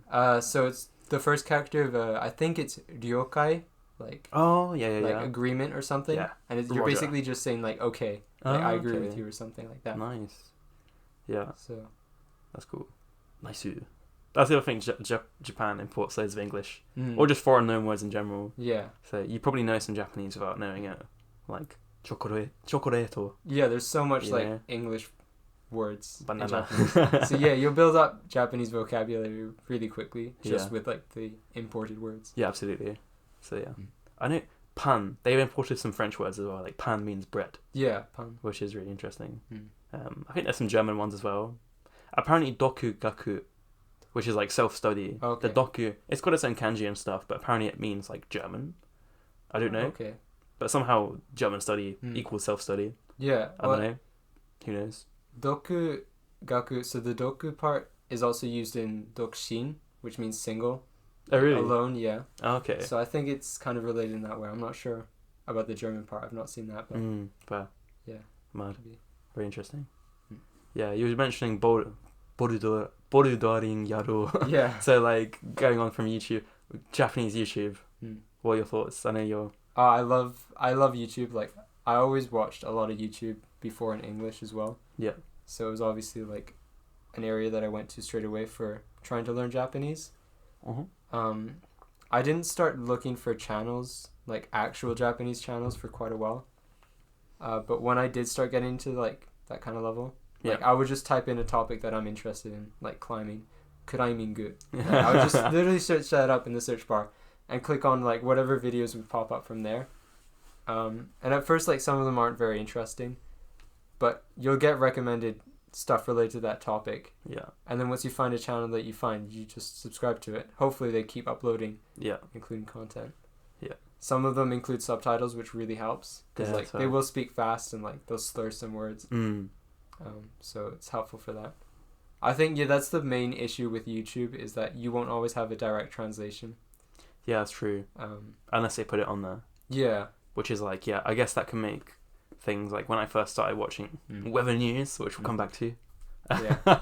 Like I watched, there's loads of shorts of all the different like news hosts, which they call casters, they're newscasters. Like, yeah, and they will be subbed. But if you go onto the actual YouTube live streams of their just weather, weather news, then like, there's no subs on that. So yeah, but then it's like a test of how, good you understand stuff. But I wouldn't do no subs until a bit later on. Until you've no got a very strong foundation. It takes a while. I'm still not there. Or you can get the gist of I can get the gist of things, but especially if there's loads of complex vocab, I'm like, what the hell's going on? But who are your top? So I guess you can split Japanese YouTube into like learning Japanese, and then just YouTube but in Japanese in general. Yeah. So who are your favorite like learning Japanese like YouTubers who like talk about the Japanese language? Real Japanese. Yeah, she's a Queen. legend. She's my top. Really good. Onomapu. Oh yeah, him. Yeah. Onomapu. Yeah. He does like really entertaining videos. He speaks all in Japanese, but he has subtitles in a ton of languages. Yeah. And then I can't remember the name of the channel, but she would do like traditional Japanese like stories or like fairy tale type things. And so she would speak it all in Japanese, and she'd have Japanese like subtitles. Yeah. But then on the same, so she'd go through like slides with the text and everything. She would include pictures and like tiny animations. Yeah. So you could kind of like understand the story with visuals. And then she would also have translations to English. So she would have like the Japanese word and then the English word for like more uncommon words that you might not know. Nice. I'll check that one out. That sounds really good. Yeah. I'll give you the name later. Or actually, do you want to look it up? Yeah, while you talk about something else if you like. Yeah. Yo, Paco, pull that shit up, bro. It's like the Joe Rogan. He's like, yo, Jamie, pull that up. I'm like, I am Jamie. Yeah, I think what I like about Miku Real Sensei as well, her videos she uses, so let's say it's about a grammar. I mean, on the thumbnail, she'll always, if you go onto her channel, she'll have a playlist for each like, Noken level, like N5, N4, whatever, which is really useful. Most of a grammar video, there'll be a bit explaining the grammar, but a lot of it, the vast majority of it will be that grammar in action and example sentences. And she'll do her little skits with her different characters, using the stuff, using different grammar, using different vocab. And the videos aren't too long either. Because like say, I know one of my mates recommended, I think, Japanese Ammo with Misa. Oh yeah. And I'm sure she's good, but loads of her videos are just an hour long. Yeah. For the same grammar that Miku is doing in like 10 minutes. So I'm like, does it need to be an hour long? No, it doesn't. So that's what puts me off watching those. Because we do. It might not seem like it, but we do have lives. Yeah. I mean, obviously, if you find it entertaining, whatever's the most entertaining that you should stick to. So if you do enjoy those hour-long videos, those will still be helpful. Yeah. Make your learning fun. Yeah. Absolutely. Do the things that interest you. Because if it's a grind for you, you're gonna give up eventually. Yeah. Like learning Japanese has to be a privilege and a pleasure. To integrate it into your life. All right. Just to go back to like my third choice about like the one that would do like traditional Japanese stories. Her name's Shino Sensei. Sensei. Yeah, and she started moving on to like daily news. And like simplified Japanese. So she would actually cover like topics that are like going on right now and everything. Oh, nice. Oh, that's really cool. Nice. Sometimes it does get quite hard because there's like government words in there and everything, and like they're like really uncommon words that you might never really use until a higher level. Yeah, that's fair. So it's a little less motivating than like the fairy tales and stuff. Yeah, and learning vocab like oni and demon, whatever. Yeah. But no, fair. That's really good. So that's learning Japanese YouTube. Where would Dorgen sit in that? He's like, I didn't realize he's like basically rakugo, but for Japanese learners. So rakugo is like, it's basically comedic storytelling. It's normally done in duos, but also pairs. Where it's basically just comedy storytelling. But that's what he does. He has his short stuff, but he does have a lot on like, it's like learning Japanese, but it's all comedy skits. I don't know. Do you watch any Dorgen? Yeah, I do watch all of his skits. They're really funny. Yeah, really good. How would you say, I don't know, that rakugo sense of humor, how would you like describe it? I need to listen to more actually, rakugo itself, but I can't remember. I don't know too much about rakugo. Yeah. To be honest, I can't same. comment on that. But yeah, his style of videos are very funny. Even like Japanese. Would you say quite dry sense of humor? I don't know. Yeah. Even Japanese people find his videos like really funny. Yeah. Sometimes like the jokes are definitely more like Japanese focused. So like you actually need to understand Japanese culture to get his jokes sometimes. Oh yeah, absolutely. Yeah. But like, it is interesting to like watch a video and maybe not understand the joke. Keep learning Japanese for a few months and come back to it, and then you finally understand the joke. Yeah. Because you learned something. Yeah, that's fair. Yeah. Nice. Okay, what about, say, that's YouTube about learning Japanese. What about just Japanese YouTube? Who do you like? See, that's a bit I've only barely scratched the surface of. Like, like just YouTube in Japanese. So, yeah. There's a cooking channel called Haruan. Haruan? Yeah, Haruan. Haruan, okay. Haruan. Yeah, she does... It's not so much like traditional Japanese cooking. She does a lot of baking. Oh, nice. And also just like regular cooking for like meals and dinner. Yeah. And stuff. Like she will incorporate like Japanese products, but there's a lot of Western influence, I think. Nice. I really just enjoy videos and like her energy. She's like so upbeat and everything. Yeah. It's just fun to listen to her, and she speaks very clearly, so it's perfect. Really good for learning. Nice, I'll check that out. I can't remember the name of the guy, but there's this YouTube channel which is basically all camping in Japanese. Okay. It's this dude. There's ones where he's like in a mountain hut, and it's just this most peaceful video you've ever seen. Super peaceful of him just making his tea and sipping it, looking out over like the Japanese Alps or something. Yeah. Or just in a mountain shack or camping in the woods, with his pickup truck or whatever. Like, but it's all really cool. But I can't remember his name. But if you look up just Japanese camping, like, and just look for the most cinematic thumbnail, that's probably him. Like, let me try and look it up. All right. Talking about like hiking and camping, there's also a channel that I watch that's like all about hiking. She does like solo hiking. Her name's Maria. Maria. Yeah, I can't remember exactly what the rest of her channel was called. But yeah, she does also hiking and just goes around like different like Japanese or areas in Japan, like really beautiful mountains, and films it. She does a bit of talking, but it's not that much. Like the video will be like 20 minutes long and she'll speak for maybe 5 minutes. So it's not the most effective for learning, but she like showcases Japan really well. Yeah, nice. That's this guy, I think Ryoria Takashima was one of the guys. Okay.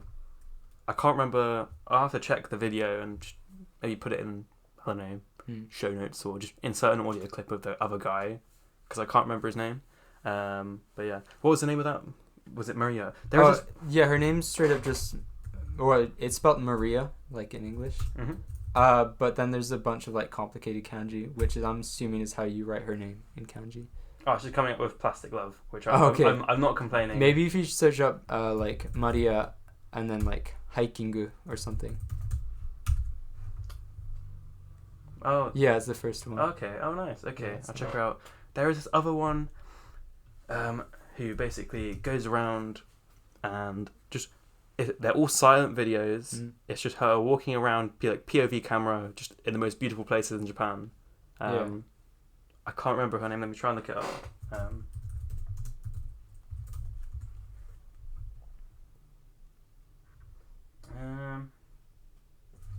I think Anna Film Production. Anna, just ANNA Film Production. If you just need a nice tour around Japan from your room, she has the most beautiful videos. Yeah. There's POV, like going through the prettiest places in the world. Like, it's great. I think also when you watch these videos, like these beautifully shot videos, you just feel so much more excited to go to Japan. Yeah. And knowing that you're gonna go there and visit such amazing places, you want to be able to speak the language. Yeah. And that just makes you want to learn even more. Have you been to Japan? I've not been to Japan. No. No, same. What's your dream trip to Japan look like? So I really want to just go straight there and like live there. Yeah. Because I got really inspired by Chris Broad, like Abroad in Japan. Yeah, like, yeah. I'm sure. Shout out. If you started learning Japanese, you'll know who he is. Yeah. If you don't, you should. Even if you don't want to learn Japanese, his videos are just fantastic. Yeah, they're for everyone, really. They're literally, he's one of the best channels on YouTube. Yeah. Mission, get Chris Broad on the podcast. Literally, when I go to Japan, I am saving up money specifically to go to Natsuki's hair salon to get my money. Yeah. To get my hair cut. Not like cut. I'll never just have a trim. You know. Okay, yeah. I'm not getting rid of my long hair yet, but man, best YouTube channel. Yeah, it's really. You were great. saying, sorry. Yeah, I was just so motivated by him because his videos are so well shot and he just showcases Japan really well. And the way he got to Japan was he just finished university and moved straight there by doing an English teaching program. The JET program. Yeah, the JET program. That's the most common way, like. Yeah, most gaijin foreigners like us. Get into. So he doesn't go there as like the main English teacher. He's like an assistant English teacher, and he's like cultural ambassador is what they call it. Oh yeah. And you're there more to like de-homogenize Japan, I guess, because like most Japanese people don't interact with foreigners ever. Oh no. Like they only ever interact with Japanese people. Yeah. So you go there to teach English, obviously. But also to show that foreigners aren't scary. Yeah, you're just like normal people. Exactly. I know there was something really funny that Chris said in one of his videos where... So, I mean, if you go somewhere like Tokyo, especially, like, that's where you'd be most likely to see foreigners. Yeah. You know, who, like, live in Japan. Obviously, in, like, the summer and tourist season, you know, you'll see more people. But in, like, the boonies of Japan that people don't normally go to... So, like, Chris was stationed in Sendai or somewhere. Like, he was in Tohoku, which is, like, northwest Honshu, for his teaching. Yeah. And, like... He said his first girlfriend that he got out in Japan, when he met his like then girlfriend's mum for the first time, she was terrified. She'd never seen. Okay, bearing in mind this was like 15 years ago or something, like not that long ago. She'd never seen like a white man in her life, and she was literally hiding behind the door, terrified. You know, like what was Chris gonna do? Like, rah! Like exactly. Like, man, crazy. So yeah, you definitely gotta spread the word. Yeah, exactly. Yeah. And show them that like Americans don't only eat hamburgers, you know. Exactly. Yeah. You know. Yeah, that's what my ideal trip would be, to move there. Where would you move? Honestly, I don't really have a preference, to be honest. I'd rather avoid big cities. Like I really want to go to more rural areas. As long as I'm near some rock climbing stuff. Nice. Like, I want to continue doing climbing in Japan. Yeah. Where's like the big rock climbing areas in Japan? Do you know? There's decent amount of stuff around like Tokyo, like outside the city limits and stuff. Yeah. And there's obviously like a ton of indoor gyms in Tokyo. But I think outdoors, I'm not too sure yet. Yeah.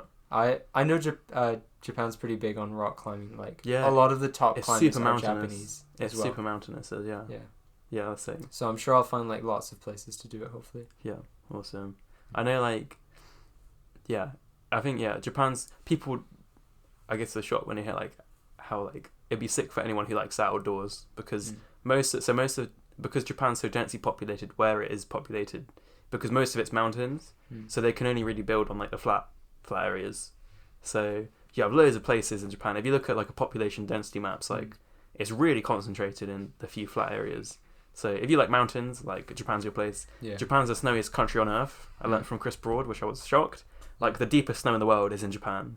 So like Chris was like super excited when like it was snowing, and like he was like, you know, if you're in the UK, if you have like an inch of snow, right, everything's cancelled, right? So he was like, oh yeah, you know, can't wait for my snow day. And then it's like, no, everyone just puts chains on their tires, whatever, and goes to work. Yeah, they just get on with their lives. Exactly. So he was really because he was in Tohoku, so it's like snowy. They have like 2 meters of snow. Yeah, like literally insane. Like some people have to like in the snowiest areas, they'll be getting up at midnight to shovel their driveway, to then re-shovel it, you know, like, or, you know, shovel their doorway at least, otherwise you'll get snowed in, you know, like, crazy.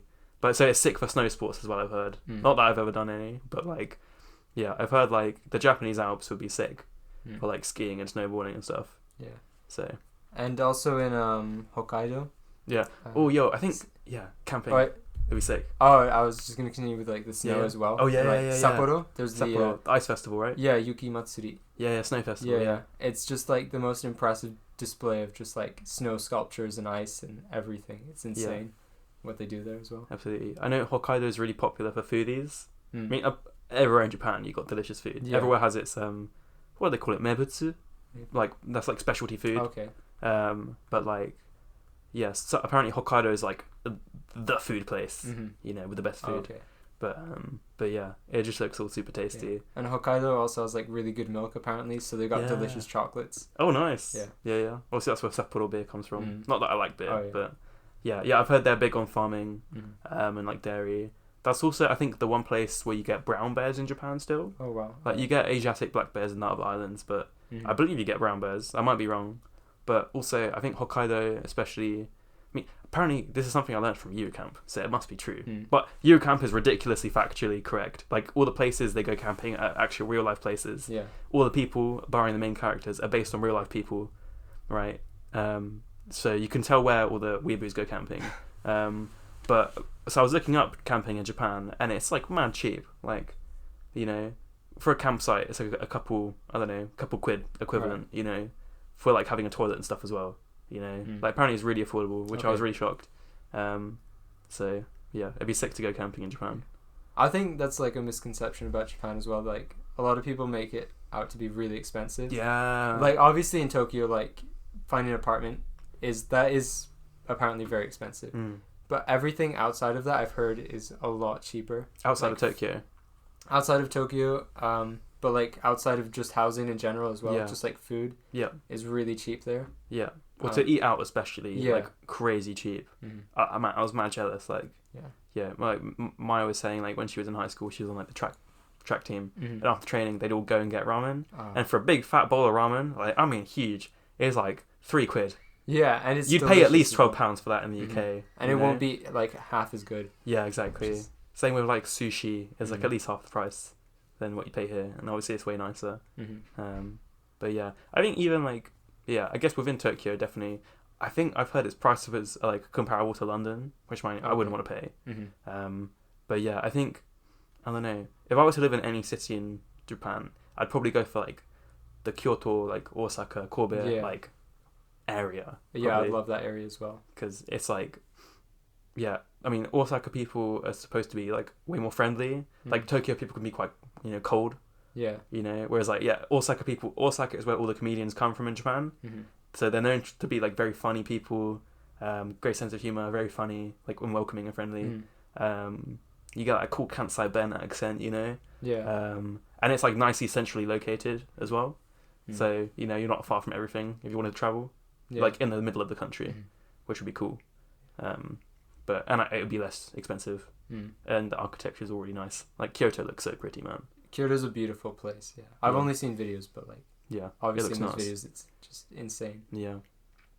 You also got Kyoto University, Kyodai is, like, supposed to be super good as well. Right. I think Tokyo University and Kyoto, so Todai and Kyodai are, like, they're like the Oxbridge of Japan, right, apparently. But yeah.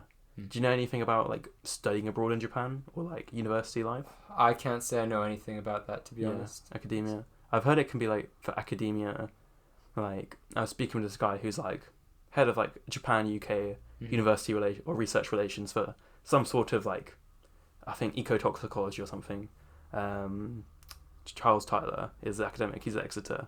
And, like, I was just interviewing him for another science communication coursework for, like, birding and Dartmoor and stuff. But, like, I knew he's interested in Japan. And he said, like, a lot of people go over there to try and be academics over there. Like, you know, foreigners coming over. Yeah. And then they leave after a couple of months because they can't hack it. Because, like, you know, Japanese working culture. Not the one. Just... You know, what do you know about Japanese working culture? What have you heard? Everyone hears horror stories. Yeah, you obviously that's what puts me off. Like, really intense. stories about what happens in there, like toxic work culture. Obviously, apparently overtime's a big issue. Like, Yeah. because you are legally allowed to leave whenever you want. Not whenever you want, but like, Yeah. you know, once you've worked your hours, you're allowed to go home. Yeah. But everybody else in your workplace will look down on you and think you're not pulling your weight in the company, and they won't treat you as nicely. Yeah, crazy. So yeah, you're forced to like kind of be there even when you're not. A lot of them won't leave until their boss leaves. Yeah. Because they're all massive kiss asses. Which, yeah, I wouldn't like. But yeah, that's the one thing that puts me off. Like, say, I know Japanese people who are like born and raised in Japan. And like, man, fuck working in Japan. Like, I'm working in the UK. But then I've asked other people, I'm like, yeah, what do you think about working culture? And they say a lot of this bad stuff is like, it's all ingrained in like the older generation. But because, you know, the generation our age and a bit older, like, because you're much more globalized and just open to the world, they care about their work-life balance. You know, they're much more just globally influenced. So like they care more about the work-life balance. So they think that will become less of a problem as these young people come into management. Yeah. And they care about other things rather than, you know, all this dumb like crazy overworking. And like, because I remember reading something, it was like the majority, or at least like half of Japanese people don't take all of their full paid holiday. Yeah. Like, why would you not take your full paid holiday? You know, because of the working culture. Like, yeah, exactly. It's horrible. Everybody else will look down on you for doing that. You know, and like, yeah, loads of them work overtime, and like, yeah, it's just gross. Yeah, I've heard that's more of an issue. Like you were saying, it's like younger generations not so much, but more traditional, like Japanese companies. That's where it's a problem. So yeah. I definitely think in the future it won't be as bad. Yeah. Also, I've heard if you work for an international company, as particularly like let's say you work for company X, you know, and then you move out to their office in Japan, because they're an international company. Like, they'll have, you know, their international work culture. Like, especially if, you know, because you're not Japanese yourself, chances are you're going to be reporting to other foreigners. You know, so then it should all be more chill, or at least you wouldn't have that part. But anyways, that's a negative thing about Japanese culture. Like, what do you like about Japanese culture? What do I like about Japanese culture? Yeah. I so there's guess, a lot to love as well. Yeah, I would say just like the respect that they put on, like trying to keep the peace is what they say. Like, in a public area, just try and not be an inconvenience to other people. Yeah. And like they try and do as much as possible to like not get in the way of other people and like disturb. Like, not being loud outside. Yeah. Like, for example, on like the trains, you're not meant to be like eating big meals or like talking on the phone. Yeah, you can't talk in the trains really. Yeah. Which, on the one hand, you're like, oh no. But then, if you've ever been on a train in the UK, or you're just trying to sleep, or like, you know, you have some people on the phone really loud or arguing or whatever. Like, just laughing. I would rather have the Japanese trains any day. You know. Yeah. Like 100%. Obviously, like talking about Japanese trains, like their efficiency and just like the way businesses work, always like put customers first and give them the best experience possible. Yeah. And obviously that's reflected by the train system. Like, they're rarely ever late. They're always like perfectly on time. Yeah. If they're like 2 minutes late, if a bullet train is like 1 or 2 minutes late, like everyone gets a refund. Like, it's that good. So yeah, I always say, like, I wish that we had like the Japanese running the UK train system. That would be the best. You know? It would be insane. Yeah, it'd be sick. What other things? I think Japanese just Japanese culture. Yeah, everyone's so polite and respectful, which I really like. In the sense of like, yeah, you can show how polite and respectful you're being. Right. So that's one thing one of my friends, Yui, she's in her second year in the UK now, just doing like master's degrees. She said something she really struggles with is like knowing the difference between being casual and being polite in English, because in Japan you literally conjugate your words differently, so you can very clear-cutly show, like, because a lot of Japanese culture is about reading the room and being indirect, you know, just picking up on stuff. But this is one situation in which they're blindingly obvious way more, because obviously it's obvious to us if someone's being polite, but it's much more indirect ways. It's your tone, it's you know, the slight vocabulary changes. Yeah, and you use kind of the same words, right? It's just, oh, could you please show me that, instead of, you know, show me that. Yeah, but like in Japan, it's so much more obvious, and I think it's a really nice thing to be able to do. Like, you can be very intentional, I think, in Japan, in Japanese, rather, with your language, which I really like. So that way you can then be intentionally casual as well, you know, and that makes it more fun because you have both. That's true. Know? So then like learning how to talk like, you know, in a casual like otoko like manly way, you know, you can use watashi or boku in a formal setting for I, you know, and then when I'm with bros, I refer to myself as ore. Yeah. You know. Ooh, what do you use? I usually You look like a boku.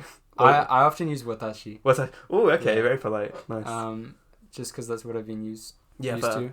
Yeah. You get taught watashi, obviously. Yeah. For everyone. I sometimes use boku, but not very often. Yeah. I've probably never used ore. How fair. Yeah. Yeah, no, I think that's really good. You should probably explain that difference to our dear listeners, for anyone who doesn't know. So, like, in Japanese, you have different ways of referring, like, the word I.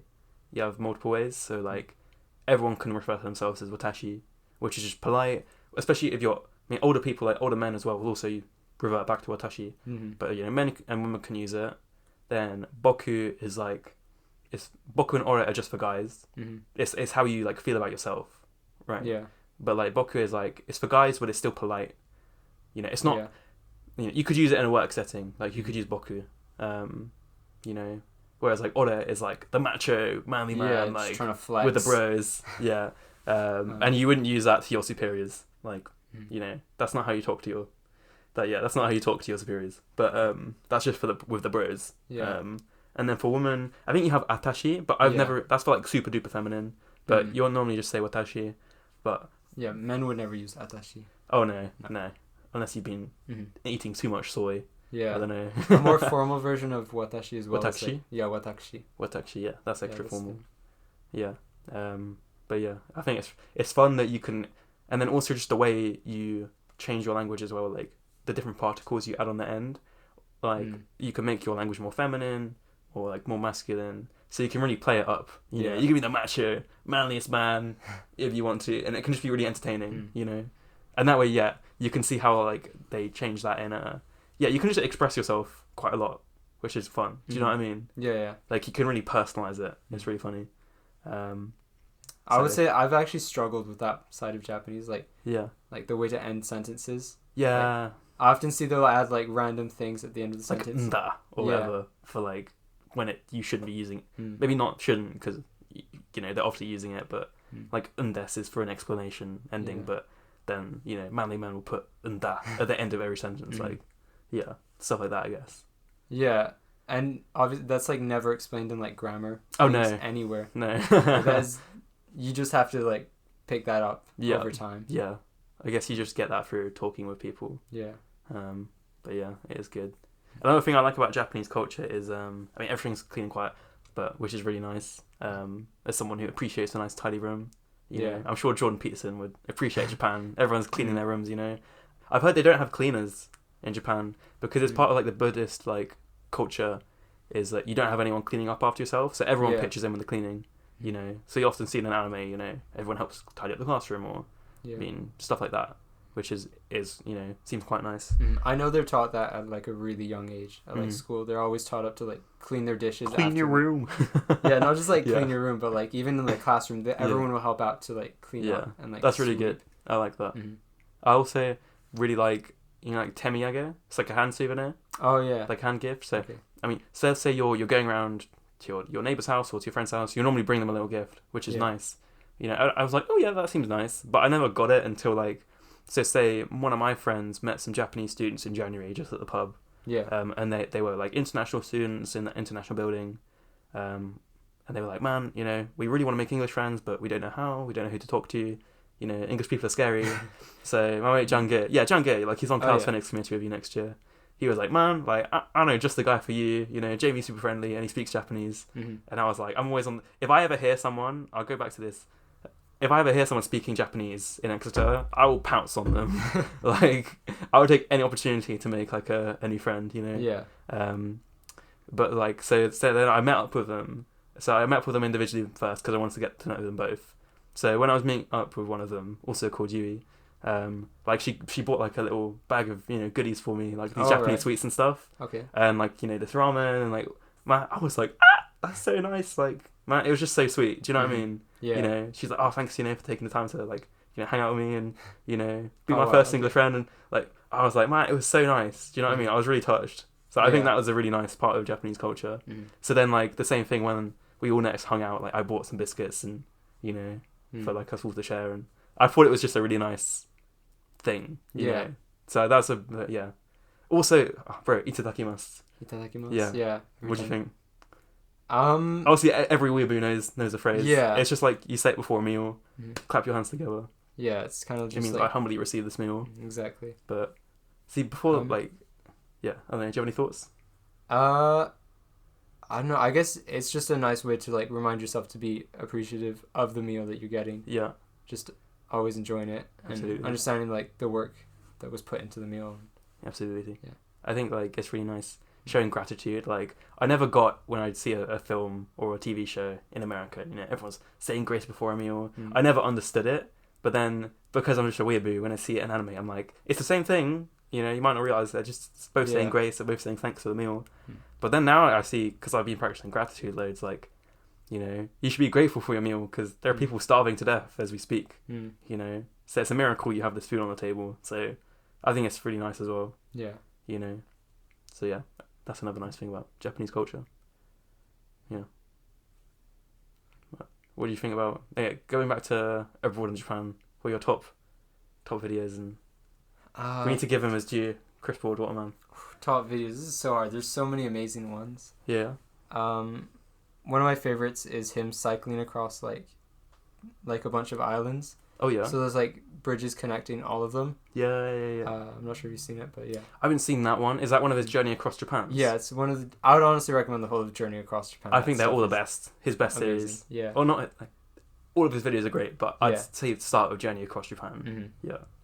They were great. Yeah, but that specific video about like cycling across like the bridges onto like different islands. Yeah. It's just so beautiful because it's like such a tropical area as well. Yeah. As you're cycling across, and like there are dedicated bicycle lanes, so you're not like stuck on the road with cars and everything. Yeah. And you can actually just enjoy the ride and the scenery and everything. Yeah, that's really nice. I guess unless you're dying, going up the hills. Yeah. But I'm sure he packed on some leg muscle then. So. He must have got so fit. Yeah, absolutely. I think all the Journey Across Japan's. That's one of my favourites. Yeah. He did one where he met Ken Watanabe. Oh and yeah. he'd always joke, if I ever meet Ken Watanabe, I will leave Japan. Yeah. And now he, then he met Ken Watanabe. Like he has completed Japan. Like, do you know what I mean? He's got like Ken has got this. He basically adopted this town like after like the 2011 like earthquakes and tsunamis and nuclear power plant disaster. Was that Fukushima? Yeah, Fukushima. But there was this one town that got totaled, and Ken was like, he went to go help out recovery stuff, and he was like, yo, like I really like this town, like I'm gonna help it, be pimped out. So he's got his own like community cafe there. He works there sometimes, like he like puts on like community gigs. Well, he serves people, you know. So if you ever go to this cafe, look it up, like Ken Watanabe Cafe. Like if you're lucky, you might just have Ken Watanabe give you your pizza or your coffee, which would be sick, It's just crazy because he didn't just go there for a few days and like throw a bunch of money at it. Oh no! Like he kept visiting and interacting with local people. Yeah. Like he's an integral part of that town now. Yeah. Like it's not when you see a celebrity just do it for publicity or that. Yeah. He really cares about that place. Exactly. Like which I think is really nice. Yeah. What other like, I don't know, Japanese celebrities and shit. Have you ever seen Terrace House? I've not. No. Yo, that's Japanese exclamation is always really funny. Yeah. Terrace House is really good. Okay. I think for like learning I watched it before I started learning Japanese, but it's basically like Love Island but Japanese, except everyone's not really horny. They're just you have 3 guys and 3 girls in a house. You just see they go about their daily lives. They just happen to all live in the house together. I think they all have to be single, so there's a chance of romance and stuff. Okay. But you could go a whole season without romance, and it would be fine. Not that there ever is not any romance, so it becomes entertaining. But like it's really like good. And there was on the last season, which sadly got cancelled because one of the people who went on. So if someone ever leaves the house, they're like, okay, I got other things to do. Somebody else comes on, and I think one of the ladies who came on ended up like she was like an amateur boxer or something, and I think she got so much like online hate or something she like committed suicide, which is really like terrible.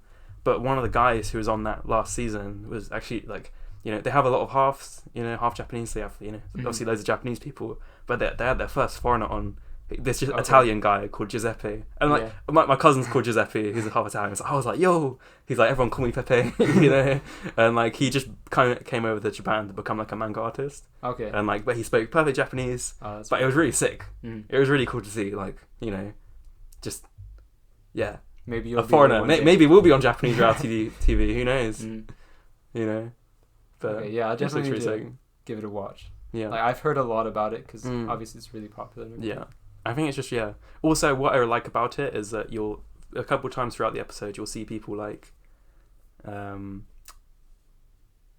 you have a team of hosts who watches the episode alongside you, and then they'll like stop it and like discuss, and they all chat shit, and then it's just really funny. But yeah, nice, man. Is there anything else? I guess we've been going for quite a while. Oh my god. So we can always come back another time. Oh my god. Okay. Yo. 1:43. I feel like we could talk a lot about like manga and anime. We need other, to like, TV shows. Do you wanna? Okay. We'll briefly cover weather news because this obviously podcast will not be complete, and then we can cover anime. Have you seen any weather news? I've seen a fair amount of weather news. I don't know any of the names of anybody, but yeah. So like weather news, it's literally what it says on the tin. It's just a Japanese weather news program. They're mainly on YouTube. They have their own website and their own app as well for like reporting the weather. But I think it's such a good way of learning Japanese. It blew up when like online when so one of their like newscasters they had on. They're all these super cute Japanese girls. It's great. So one of them, Saehima, became super popular online because, you know, she was going through like some regular talk segment or something, and then like an earthquake showed up in Japan, and you know she became super serious and was like, okay, earthquake stuff, blah blah blah blah, and everyone was like so impressed by how like professionally she went into professional mode, you know, because it was like quite a light-hearted talk segment, and she was like bang bang bang, you know, is everyone okay, blah blah blah, you know, get out of these areas, and like it basically and then she's also super cute, so everyone was like went nuts online. And then, you know, there are other cute newscasters. Use any motivation you have to learn Japanese, okay? If you like anime, if you just like abroad in Japan, if you have a crush on a weather newscaster, like it's all valid, okay? Use it as motivation. It stacks on top of each other. But like what I love about weather news is, so you have these little clips that people have made where they'll be subtitled and they'll have like proper things, like segments obviously about the weather, right? But then they'll have bits where they've got some more light-hearted talk segments. Each cast will be on for like a 3-hour block normally, or around 3 hours, and it's like 24 hours as well, you know, around the clock I think. But basically, so you'll have different like light-hearted bits. So there'll be like a food report where viewers can send in pictures of their meals, and like the weather, like the casters will talk about that for a bit, you know. You'll have bits where it's pet report, you know, and you can show cute pictures of your pets, you know, or like weather, you know, you can like, you know, show pictures of the weather where you are, blah blah blah. And then you've got bits where they cross over. So when one caster's shift and another one's, you know, is about to end and one's about to start, they'll have like a 5 or 10 minute talk segment where they'll be on together. And then you can see, because you have some people who are like the senpais and some who are the kohais, so, you know, the senior and junior members of the team, you can get a good taste of like, one of them is using honorific language, one of them using, you know, casual language down to their like junior member. So you can get a really good sense of how that works. They use casual language, they use polite language, super polite, blah blah blah, you know, they refer to the viewers as, you know, very politely. And it's just really entertaining as well. And I think, and it's at actual, obviously proper news talking speed, so it's not really dumbed down or anything. So I just really rate it overall. I'll put it on in the morning sometimes, just when I'm just going about my daily, you know, stuff. I think that's another way of just getting Japanese exposure. So yeah, check out weather news. Nice. My favorite casters, just for their personalities as well, they're all very cool. Also, Saehima loves anime, so she does like cosplay and shit. So, you know, big up. Rinon Oshima is also really popular, and she likes like, I know she's into F1 and shit. So if you like race cars, you know, you've got a friend in Japan. And then I think Yui Komaki is like came on at the same time as Saya, and she's also like very like popular and like just positive and, you know, very smiley. So they're just entertaining to watch as well, because like they have their positive vibes. So I rate weather news very highly. Yeah. It's I just can great. confirm the girls are quite cute. Yeah. Literally. Yeah. So anyways, that's something you should watch in Japanese. Another thing you should watch in Japanese is anime. This podcast would not be complete without. Oh yeah. We briefly name dropped anime and shit. Mm-hmm. But yeah. Was that one of your main motivators for learning Japanese? I wouldn't kind of like. I only really watch like the Miyazaki films, like Oh yeah. Studio Ghibli stuff, and I think that's what really got me into it. But it wasn't so much to watch more anime. It was because the Miyazaki films got me interested in Japanese culture. Okay. And so I wanted to learn Japanese just for fun. Yeah. Oh, nice. Yeah. Fair. Studio Ghibli films are what really got me into Japanese. What's your favourite films? I would probably say Kiki's Delivery Service. Oh, top. That one's just so heartwarming. Yeah. The Wind Rises, which is the one that actually got me into learning Japanese. Is that the one about the World War II plane designer? Yeah. Right? Yeah. The aeronautical engineer. That one really got me into it. And then When Marnie Was There, I would say is my When who? When Marnie Was There. Oh, I haven't listened to that. That one's not a Miyazaki film, but it's still Studio Ghibli. Oh, okay. I'll check it out. Yeah, it's more of like a coming of age film, but it's still really heartwarming. Yeah. See, I like the heartwarming ones. The sad ones, I'm like, no. Like, Grave of the Fireflies, I'm like, nah. Yeah. Don't make me cry. Yeah, I would say The Wind Rises as well is quite a tragic story. Oh, yeah, it's a tragic. Yeah. Yeah, I like, Totoro, also very popular. Spirited Away, very popular. Yeah. I really like Kiki's Delivery Service. I thought it was very heartwarming. And the music just bangs as well. It is like the best soundtrack. What's it called? A Town by the Sea? Is like Town with an Ocean View. Town with an Ocean View, yeah. Fantastic. There's this guy called Nakasako on YouTube who has all these he does like recorder, and like he's got a cover of that one with just him on various size recorders, and it just slaps. Yeah. I really like the film. Have you seen Your Name? I have, yeah. That is literally one of my top 2 films of all time. Like, it's joint with like Avatar by James Cameron, but like that film is so good. Like, it's literally just a masterpiece. It is a really great movie. Yeah. One thing that I really remember from that movie was like a joke involving watashi, boku, and ore. Oh yeah. Yeah. Yeah. So like obviously it's about like a guy and a girl who swap bodies. Yeah. And so when the girl is in the guy's body, she's using watashi. She's speaking very femininely. Yeah, despite with her friends. She's in the body of a guy. You know? And so I watched Your Name after I started learning Japanese. Yeah. So I was able to get the joke. I just felt so proud that I understood the context, because the subtitles didn't translate it properly. No, yeah. Because you can't translate that joke. Yeah, absolutely. I think if you understand the Japanese, it makes us such the viewing experience so much more rich. Yeah. Like the same with like Spy Family, which is the new gateway anime I will recommend to anyone. It would have been Attack on Titan, but I think A Spy Family is just finished airing this season. Literally, no matter who you are, like that is the anime you should start with. Like, I believe so strongly. I think so, yeah. But like the jokes in that, like, so one of the main toddler. I mean, we should briefly explain the premise. So there's this guy who's a spy, basically in the Allied powers, and he's spying, in the Axis powers country, Ostania. And he's basically trying to get close to this, Axis power general, who only shows up at his son's prestigious Eton College, basically, school meetings.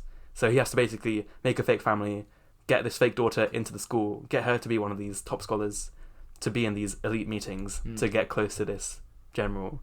And the girl, so the dad's a spy, his wife who ends up marrying is an assassin, and they both don't know that about each other. But then the girl's a telepath, so she knows that both of their identities, right? But she's just a 4-year-old, so she's chilling.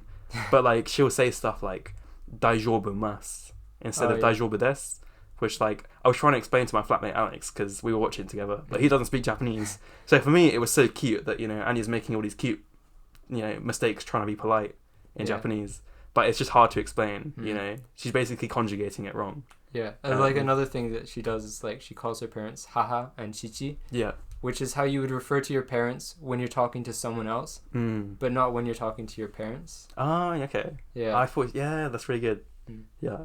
So which isn't covered at all with the subtitles, because it just says mother and father. Exactly. Which just doesn't do it justice. Doesn't Absolutely. explain why. Or when yours calling like Anya-san. She's saying like Miss Anya, like being very polite to her own like stepchild. So it's definitely worth learning Japanese. Yeah. if you enjoy it, I mean, anyone who's like, everyone in my Japanese classes were weeaboos. You know, everyone loved anime. Like, there was one guy, Henry, who, you know, top guy, he had never really watched anime, despite, you know, he just liked Japanese culture and reading. Right. But pretty much everyone watches anime, like, I guarantee you, without fail. So, yeah. What are your top animes? They're gonna be pretty basic because I haven't watched a huge amount of anime, but Full Metal Alchemist Brotherhood. Okay, I've never actually seen that. How is it? It's just a fun story. Okay. It's kind of like Adventure Time. It's like two brothers going on Nice. different Okay. adventures. It's just fun. Sick. Attack on Titan. I absolutely Classic.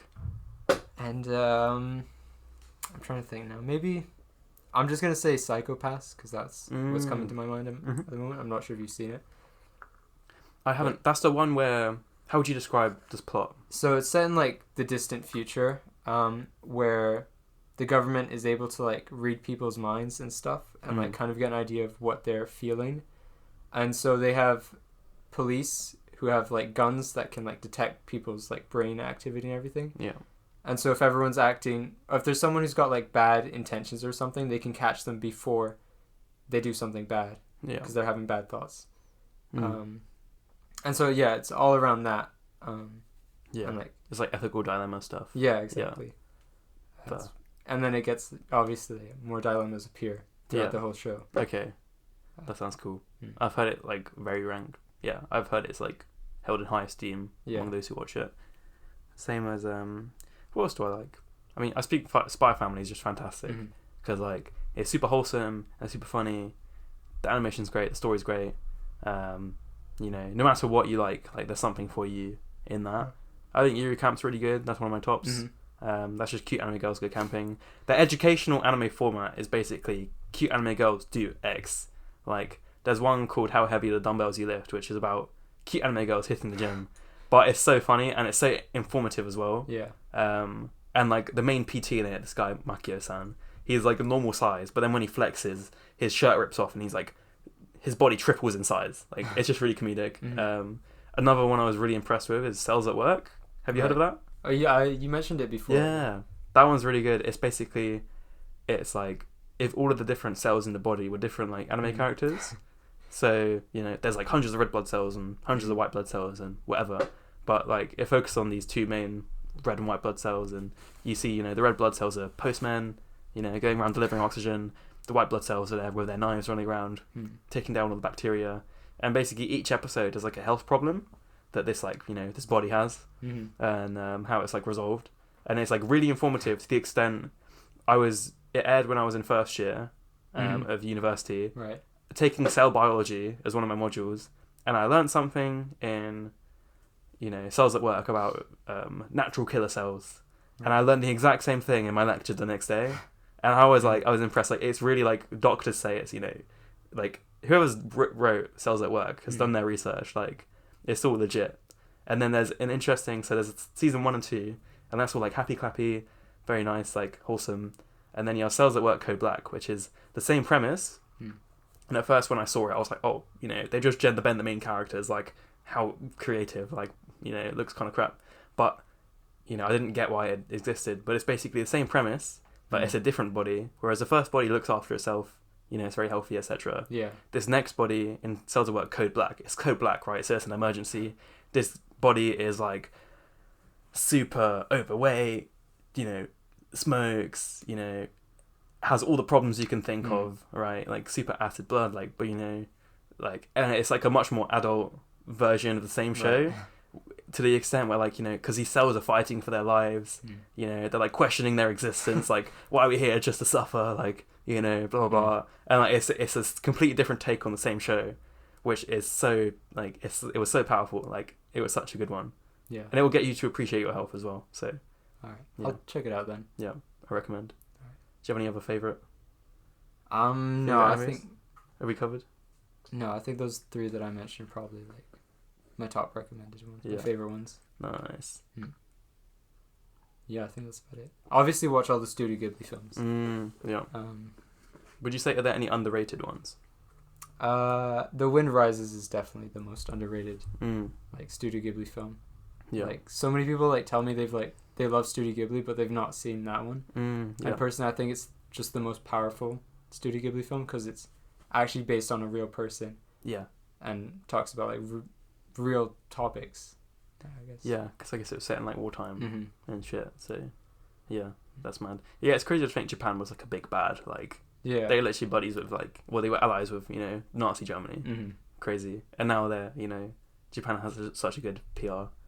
You know, whoever their PR department is has done a fantastic job. Yeah. You know, but yeah, I think it's great film. Yeah, I think that's sums up our stuff. Oh, we have Japanese music, but we should we briefly touch on Japanese music, then we'll stop. Or you can mention that 'cause I don't know Okay. too much. Like I just put on random Japanese random music. shit. Check out City Pop. It's just like 80s, like 70s. Japan was experiencing an economic boom. Yeah, like, everything's super popular. Check out Plastic Love by Maria Takeuchi. That's like the City Pop song. That is very iconic. Also, Ride on Time by Tatsuro Yamashita. Fantastic. And I just sent you that album by Neko-sen, who I just came across. Which, it's like an album with a cat on it surrounded by blue. Looks like it's jumped in water. And like, Neko-sen, like, that band, the lead singer has the voice of an angel. Like, you know, I don't know much of what she's singing about, but it sounds nice. So, check that out. And then Gen Hoshino, who sings, you know, the ending for Spy Family? Okay, yeah. Yeah, the comedy. Comedy is a great song, so check that one out. But yeah, I think that will sum up our, 2-hour podcast. That's crazy, man. I was expecting like an hour. But no, I'm happy. We have a lot to talk about Japan. So, honestly, we could probably go on for more, but... Yeah, じゃあ、タコさん。ありがとうございます。ありがとうございました。最後まで聞いてくれてありがとうございました。聞いてくださってありがとうございました。じゃあ、これは、今日はこれで終わり。ありがとうございました。じゃあね。さようなら。There we have it, ladies and gentlemen. I hope you enjoyed the episode. Paco and I had an absolute blast recording this one. To stay tuned and not miss out on future episodes, make sure to follow and like this podcast on whatever streaming platform you're using. Sign up to my free newsletter at jamiebolam.substack.com and follow my Instagram at jamie.a.bolam. If you've listened to the end, you're an absolute legend. I appreciate it very much, and we'll see you in the next episode.